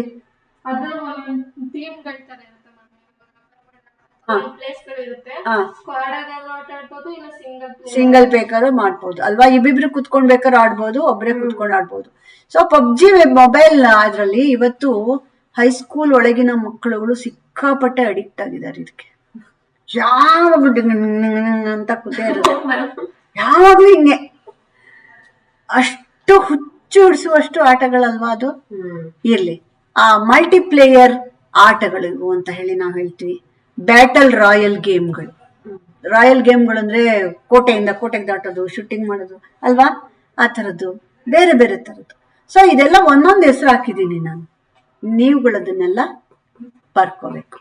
ಓಕೆ, ಇದ್ರಲ್ಲಿ ಇವಾಗ ನೀವು 3 ಜನದಲ್ಲಿ ಇವಳು ಸ್ವಲ್ಪ ಅದನ್ನೆಲ್ಲ ನೋಡಿ ಮಾಡಿದಾಳೆ ಅಂತ ಅನ್ಸ್ತಾ ಇದೆ. ನೀವು ಯಾರು ಉತ್ತರ ಕೊಡ್ತಾ ಇಲ್ಲ ಅಂದ್ರೆ ಅದೆಲ್ಲ ಗಮನಿಸ್ಕೊಂಡಿಲ್ಲ ಅಂತ ಆಯ್ತು. ಆಡೋದಲ್ಲ, ಗೊತ್ತು ಅಂತಂದ್ರೆ ಇಂಥದ್ದು ಇದೆ ಅಂದಾಗ ಅದು ಏನಕ್ಕೆ? ಉತ್ಪಾದಕತೆ ಆಪ್ಗಳವೋ, ಜೊತೆಗೆ ಗೇಮಿಂಗ್ ಆಪ್ಗಳು. ಸೊ ಇವೆಲ್ಲವನ್ನ ಕೂಡ ನಾವು ನೋಡ್ತಾ ಹೋಗ್ಬೇಕಾದ್ರೆ, ಈ ಗೇಮಿಂಗ್ ಆಪ್ಗಳಲ್ಲಿ ಕ್ಯಾಂಡಿ ಕ್ರಶ್ ಆಯ್ತು, ಮಲ್ಟಿಪ್ಲೇಯರ್ ಪಬ್ಜ್ ಅಲ್ವಾ, ಅದನ್ನ ಪಬ್ಜ್ ಮೊಬೈಲ್ಸ್ ಅಂತ ಹೇಳಿ ಕರೀತಾರೆ. ಆಮೇಲೆ ಲಾಸ್ಟ್ ಇನ್ನೊಂದು ಮುಖ್ಯವಾದ್ದು 6ನೇದು ಇ ಕಾಮರ್ಸ್ ಆಪ್ಗಳು. ಇ ಕಾಮರ್ಸ್ ಆಪ್ಗಳು ಅಮೆಜಾನ್, ಹೇಳ್ತಾ ಹೋಗಿ ನೀವು, ನಾನು ಒಂದ್ ಹೆಸರು ಹೇಳಿದ್ರೆ ನೀವೆಲ್ಲ ಹೆಸರು ಹೇಳ್ಬೇಕು. ಫ್ಲಿಪ್ಕಾರ್ಟ್, ಮೀಶೋ, ಮಿಂತ್ರಾ. ಓಕೆ ನೋಡಿ, ಅದೆಲ್ಲ ಬರ್ಕೋಬೇಕು. ನಾನು ಅಮೆಜಾನ್ ಅಂತ ಒಂದು ಹಾಕಿಬಿಟ್ಟಿದ್ದೀನಿ. ಆನ್ಲೈನ್ ಉತ್ಪನ್ನಗಳನ್ನು ಬ್ರೌಸ್ ಮತ್ತು ಖರೀದಿಸಲು ಶಾಪಿಂಗ್ ಅಪ್ಲಿಕೇಶನ್ಗಳು. ಗುರ್ತಾಕೊಳ್ಳಿ, ಆನ್ಲೈನ್ ಉತ್ಪನ್ನಗಳನ್ನು ಬ್ರೌಸ್ ಮಾಡುವ, ಬ್ರೌಸ್ ಅಂದ್ರೆ ಹುಡುಕುವ, ಏನ್ ಮಕ್ಳೇ, ಹುಡುಕುವ ಮತ್ತು ಖರೀದಿಸಲು ಸಹಾಯಕವಾಗುವ ಶಾಪಿಂಗ್ ಅಪ್ಲಿಕೇಶನ್ಸ್ ಅಂತ ಹೇಳ್ತಾರೆ. ಇದನ್ನು ಖರೀದಿಗಾಗಿ ಬಳಸೋದು. ಆನ್ಲೈನ್ ಖರೀದಿ ಮಾಡಿದೀರಾ ಯಾರಾದ್ರೂ? ಏನಾನ ತರ್ಸ್ಕೊಂಡಿದೀರಾ? ಮಿಂತ್ರಾದಲ್ಲಿ ಬಟ್ಟೆ, ಆಮೇಲೆ ಪರ್ಸು, ಐಟಮ್ಗಳು, ತರಕಾರಿಗಳದೆಲ್ಲ ತರೋದೆಲ್ಲ ಇದೆ, ಫ್ರೆಶ್ ಇದೆಲ್ಲ ತರೋಂಥದ್ದೆಲ್ಲ ಇದೆ ಅಲ್ವಾ, ಮೆಡಿಸಿನ್ಸ್. ಸೊ ನೀವೇನ್ ಮಾಡ್ಬೋದು, ಇದರದ್ದಕ್ಕೆ ಆನ್ಲೈನ್ ಉತ್ಪನ್ನಗಳ ಬ್ರೌಸಿಂಗ್ ಮತ್ತು ಶಾಪಿಂಗ್ ಅನ್ನೋದನ್ನ ಬರೀತೀರಲ್ವಾ, ಹುಡುಕುವಿಕೆ ಮತ್ತು ಖರೀದಿಸುವಿಕೆ ಅಂತ. ಅದ್ರೊಳಗೆ ಏನ್ ಮಾಡ್ಬೇಕು, ಒಂದಷ್ಟು ಈ ತರ ಬಟ್ಟೆದು, ಒಂದಷ್ಟು ಹೌಸ್ ಹೋಲ್ಡ್ ಥಿಂಗ್ಸ್, ಈಗ ಮಂಚ ಕುರ್ಚಿ ಆ ತರದ್ದು, ಆಮೇಲೆ ಇನ್ನೊಂದಷ್ಟು ಅಡಿಗೆ ಮನೆಗೆ ಸಂಬಂಧಪಟ್ಟಂಗೆ ತರದ್ದು. ಈ ಮಿಂತ್ರಾ ಅಂದ್ರೆ ಅದು ಯಾವ್ದಕ್ ಫೇಮಸ್? ನಂಗೆ ಗೊತ್ತಿರೋಂಗೆ ಅದು ಮಿಂತ್ರಾ ಲೇಡೀಸ್ದು ಸಿಕ್ಕಾಪಟ್ಟೆ ಅಲ್ವಮ್ಮ. ಓಕೆ, ಮೀಶೋನು ಅಷ್ಟೇ. ಅದಲ್ಲದೇನೆ ಬೇರೆ ಬೇರೆ ತರದ್ದು ಏನೇನೇನಿದೆ ಅದನ್ನೆಲ್ಲ ಒಂದು ಪಟ್ಟಿ ಮಾಡ್ಬೇಕು. ಮಾಡ್ತೀರಾ? ಪಟ್ಟಿ ಮಾಡಿ ಅದು ಏನೇನು ಹೆಚ್ಚು ಬಳಕೆ ಆಗತ್ತೆ ಅನ್ನೋದು. ಓಕೆ, ಇಬೆ ಖರೀದಿ ಮತ್ತು ಮಾರಾಟಕ್ಕಾಗಿ ಆನ್ಲೈನ್ ಮಾರ್ಕೆಟ್ ಪ್ಲೇಸ್ ತೋರ್ಸತ್ತೆ. ಎಲ್ಲಿ ಹೋಗ್ಬೇಕು ಮಾರ್ಕೆಟ್ ಪ್ಲೇಸ್ ಖರೀದಿ ಮಾಡಕ್ಕೆ? ದೊಡ್ಡ ದೊಡ್ಡ ಏನೇನೋ ಖರೀದಿ ಮಾಡ್ಬೇಕಾಗಿದೆ ಅಂದ್ರೆ, ಈಗ ಮದ್ವೆಗೆ ಬೇಕಾಗಿರೋಂಥ ರೇಷನ್ ಎಲ್ಲ ಅದು ಇಬೆ ಅಂತ ಹೇಳಿ, EBAY. ಅದು ಖರೀದಿ ಮತ್ತು ಮಾರಾಟಕ್ಕಾಗಿ ಆನ್ಲೈನ್ ಮಾರ್ಕೆಟ್ ಪ್ಲೇಸ್. ಅರ್ಥ ಆಯ್ತಾ? ಸೊ ಇದಿಷ್ಟು ನಿಮ್ಗೆ ತುಂಬಾ ಇಂಪಾರ್ಟೆಂಟ್ ಆಗಿ ತಿಳ್ಕೊಳ್ಳೋದು. ಅವಾಗಲೇ iOS ಆಪ್ಗಳು ಮುಖ್ಯ ಅಂತ ಹೇಳಿದ್ನಲ್ಲ, ಆ iOS ಆಪ್ ನಲ್ಲಿ ಬಹಳ ಮುಖ್ಯವಾಗಿ ಏನೇನು ಅಂತ ಅನ್ನೋದು ನೋಡಿದಾಗ, ಸ್ವಿಫ್ಟ್ ಅಥವಾ ಆಬ್ಜೆಕ್ಟಿವ್-C ಅಂತ, ಆಪ್ ಸ್ಟೋರ್ ವಿತರಣೆ, ಅತ್ಯುತ್ತಮ ಭದ್ರತೆ, ಆಪಲ್ ಐಕೋಸಿಸ್ಟಮ್ ಇಂಟಿಗ್ರೇಷನ್ ಅನ್ನುವಂಥದ್ದು, ಓಕೆ, ಹೆಲ್ತ್ ಕಿಟ್ಟು, ಸಿರಿ ಅಂತ, ಆಪಲ್ ಪೇ ಅಂತ, ಐಕ್ಲೌಡ್ ಅಂತ. ನೋಡಿ, ಹೀಗೆ ವೈಶಿಷ್ಟ್ಯಪೂರ್ಣವಾದ ಆಪ್ಗಳನ್ನೆಲ್ಲ ನಾವು iOS ಇಲ್ಲಿ ನಾವು ತಗೋಬಹುದು. ಏನ್ ಮಕ್ಕಳೇ, ಅರ್ಥ ಆಯ್ತಾ? ಅದ್ರಲ್ಲಿ ನೀವು ಹೇಳ್ದಲ್ಲ, ಐಕ್ಲೌಡ್, ಆಪಲ್ ಪೇ, ಮತ್ತೆ ಸಿರಿ, ಹೆಲ್ತ್ ಕಿಟ್, ಎಕ್ಸೆಟ್ರಾ ಎಕ್ಸೆಟ್ರಾ, ಇಂಥವು ಬೇಕಾದಷ್ಟು ನಮ್ಗೆ iOS ಆಪ್ಗಳಲ್ಲಿ ಪ್ರಾಮುಖ್ಯತೆ ನಮ್ಗೆ ಸಿಗ್ತದೆ. ಓಕೆ, ಲಾಸ್ಟ್ ವರ್ಡ್ ಅನ್ನು ಹೇಳೋಣ. ತುಂಬಾ ಇಂಪಾರ್ಟೆಂಟ್ ಚಾಪ್ಟರ್, ಫಸ್ಟ್ ಚಾಪ್ಟರ್ ಮತ್ತೆ ಈ ಸೆಕೆಂಡ್ ಚಾಪ್ಟರ್ ಮುಗಿಸ ಕೊನೆಯಲ್ಲಿ ಕಂಪ್ಯೂಟರ್ ಮತ್ತು ಡಿಜಿಟಲೀಕರಣದ ಈ ತಂತ್ರಜ್ಞಾನದ ಸಹಾಯದಿಂದ ಕನ್ನಡವು ಹೊಸ ತಂತ್ರಜ್ಞಾನದ ಯುಗದಲ್ಲಿ ಏನ್ ಮಾಡ್ಕೊಂಡಿದೆ? ತನ್ನ ಸ್ಥಾನವನ್ನ ಸದೃಢಪಡಿಸಿಕೊಳ್ಳುತ್ತಾ ಮುಂದುವರಿಯುತ್ತಿದೆ. ಖಂಡಿತ ಹಿಂದೆ ಬಿದ್ದಿಲ್ಲ. ಅರ್ಥ ಆಯ್ತಾ ಮಕ್ಕಳೇ? ಸದೃಢಪಡಿಸ್ಕೊಂಡಿದೆ. ಯಾರು ಕದಲ್ಸಕ್ಕಾಗಲ್ಲ ಕನ್ನಡನ. ಕನ್ನಡ ಮಾತಾಡಿಲ್ಲ ಅಂತಂದ್ರೆ ಕನ್ನಡ ಸತ್ತೋಗ್ಬಿಡುತ್ತೆ? ನಥಿಂಗ್. ಇವಾಗ ಕನ್ನಡಕ್ಕೆ ಜಾಸ್ತಿ ಆಗಿದ್ದಾರೆ ಜನ, ಓದೋರು, ಕಲಿಯೋರು, ಕೇಳೋರು, ಬರೆಯೋರು ಎಲ್ಲ ಜಾಸ್ತಿ ಆಗಿದ್ದಾರೆ. ಪ್ರತಿ ತರಗತಿಯ ಒಳಗಡೆ ಹೋದಾಗ್ಲೂ ನಾನು ಎಲ್ಲಾ ಪಾಠ ಮಾಡ್ಬೇಕಾದ್ರೆ ಕಂಪ್ಯೂಟರ್ದು ಇರುತ್ತೆ ಒಂದ್ ಪಾಠ. ಅಂದ್ರೆ ಪ್ರತಿಯೊಬ್ರು ಮೊದ್ಲು ನಿಮ್ ಆಂಡ್ರಾಯ್ಡ್ ಮೊಬೈಲ್ಗೆ ಕನ್ನಡದ ಮೆಸೇಜ್ ಕಳಿಸ್ಬೇಕು, ಕನ್ನಡದಲ್ಲಿ ಮೆಸೇಜ್ ಕಳಿಸ್ಬೇಕು. ತಪ್ಪು ಇಂಗ್ಲಿಷ್ ಅಲ್ಲಿ ಮೆಸೇಜ್ ಮಾಡ್ತಿರ್ತೀರಲ್ಲ, ಏನೇನು ಕನ್ನಡದಲ್ಲಿ ಕಳಿಸಿ ಮೆಸೇಜ್, ಫಸ್ಟ್ ಕನ್ನಡದಲ್ಲಿ. ಸೊ ನಾವು ಬಳಸು ಕನ್ನಡವನ್ನು ಉಳಿಸು. ಸೊ ಕನ್ನಡವನ್ನ ಬಳಸುವ ಮತ್ತು ಉಳಿಸುವ ಪ್ರಕ್ರಿಯೆಯನ್ನು ನಾವು ಇಲ್ಲಿ ನೋಡ್ತಾ ಹೋಗ್ತೀವಿ. ಎಷ್ಟೋ ಜನ ಕನ್ನಡವೇ ಬರ್ದೇ ಇದ್ದವರೆಲ್ಲ ಈ ಕಂಪ್ಯೂಟರ್ ಇದ್ರಲ್ಲಿ ಬಂದ ಮೇಲೆ ಕನ್ನಡವನ್ನ ಕಲಿತಾ ಇದ್ದಾರೆ. ಅರ್ಥ ಆಗ್ತಿದ್ಯಾ? ಕನ್ನಡ ಬರೆಯೋದು, ಓದೋದು ಇತ್ಯಾದಿಗಳನ್ನ ಕಲಿಯುವುದಕ್ಕೆ ಸಾಧ್ಯತೆ ಆಗ್ತಾ ಇದೆ. ಸೊ ಪ್ರೀತಿಯ ವಿದ್ಯಾರ್ಥಿಗಳೇ, ಈ 2ನೇ ಚಾಪ್ಟರ್ ಏನಿದೆ, ತಂತ್ರಜ್ಞಾನಕ್ಕೆ ಕನ್ನಡದ ಆಪ್ಗಳದ ಇದನ್ನ ಏನಿದೆ ಕೀಲಿಗಳಿಗೆ ಅಳವಡಿಸಿದ್ರಿಂದಾಗಿ ಕಾಲದಿಂದ ಕಾಲಕ್ಕೆ ಚರಿತ್ರೆಯ ಕಾಲಘಟ್ಟಗಳನ್ನು ನೋಡಿದಾಗ 90ರ ದಶಕದಿಂದ 2025ರವರೆಗಿನ ಈ ಒಂದು 35 ವರ್ಷಗಳ ಜರ್ನಿಯಲ್ಲಿ ಅಪಾರವಾದ ಒಂದು ಸದೃಢವಾದ ಬೆಳವಣಿಗೆಯನ್ನ ಕನ್ನಡ ಭಾಷೆ ಕಂಪ್ಯೂಟರ್ನ ಕ್ಷೇತ್ರದಲ್ಲಿ ಕಂಡುಕೊಂಡಿದೆ, ಬಳಕೆ ಆಗ್ತಾ ಇದೆ, ಅದು ವಿಸ್ತರಿಸ್ತಾ ಇದೆ, ಮತ್ತೆ ಪ್ರಸಾರಗೊಳ್ತಾ ಇದೆ. ಸೊ ಈ ಪ್ರಶ್ನೆಗೆ ನಿಮ್ಮ ಹತ್ರ ಪೂರ್ಣ ರೂಪದ ಉತ್ತರವನ್ನು ನಾನು ಕಲಿಸ್ಕೊಟ್ಟಿದ್ದೀನಿ. ಆದಷ್ಟು ಮಾಹಿತಿ ಕೊಟ್ಟಿದ್ದೀನಿ. ಒಂದು ಮಾಹಿತಿ ಕೊಟ್ರೆ ನೀವು ಅದಕ್ಕೆ 10 ತರಹದ ಉದಾಹರಣೆಗಳನ್ನ ಕೊಡೋದಿಕ್ಕೆ ಸಾಧ್ಯ ಆಗತ್ತೆ ಅಂತ ಹೇಳಿ ಭಾವಿಸ್ತಾ ಇವತ್ತಿನ ಈ ಒಂದು 2ನೇ ಚಾಪ್ಟರ್ನ ತರಗತಿಯನ್ನು ನಾನಿಲ್ಲಿ ಮುಗಿಸ್ತಾ ಇದ್ದೀನಿ. Thank you very much. ಮುಂದಿನ ತರಗತಿಯಲ್ಲಿ ನಾವು 3ನೆಯ ಒಂದು ಚಾಪ್ಟರ್ನಲ್ಲಿ ಏನೇನಿದೆ ಅನ್ನುವುದನ್ನ ತಿಳ್ಕೊಳ್ತಾ ಹೋಗೋಣ. ಪ್ರತಿ ತರಗತಿ ನಡೆದ ನಂತರದಲ್ಲಿ ಆಯಾಯ ತರಗತಿಗೆ ಸಂಬಂಧಪಟ್ಟ ಕೊಟ್ಟಿರುವ ಮಾಹಿತಿಗಳನ್ನೆಲ್ಲ ಕ್ರೋಢೀಕರಿಸಿ ನೀವು ಒಂದೊಂದು ಚಾಪ್ಟರ್ಗೂ ಕೂಡ ನಿಮ್ಮದೇ ಆದಂತಹ ಒಂದು ಟಿಪ್ಪಣಿಗಳನ್ನ ಸಿದ್ಧ ಮಾಡ್ಕೋತೀರಾ ಅಂತ ಹೇಳಿ ನಾನು ಭಾವಿಸಿದ್ದೀನಿ. Thank you very much. ನಮಸ್ಕಾರ.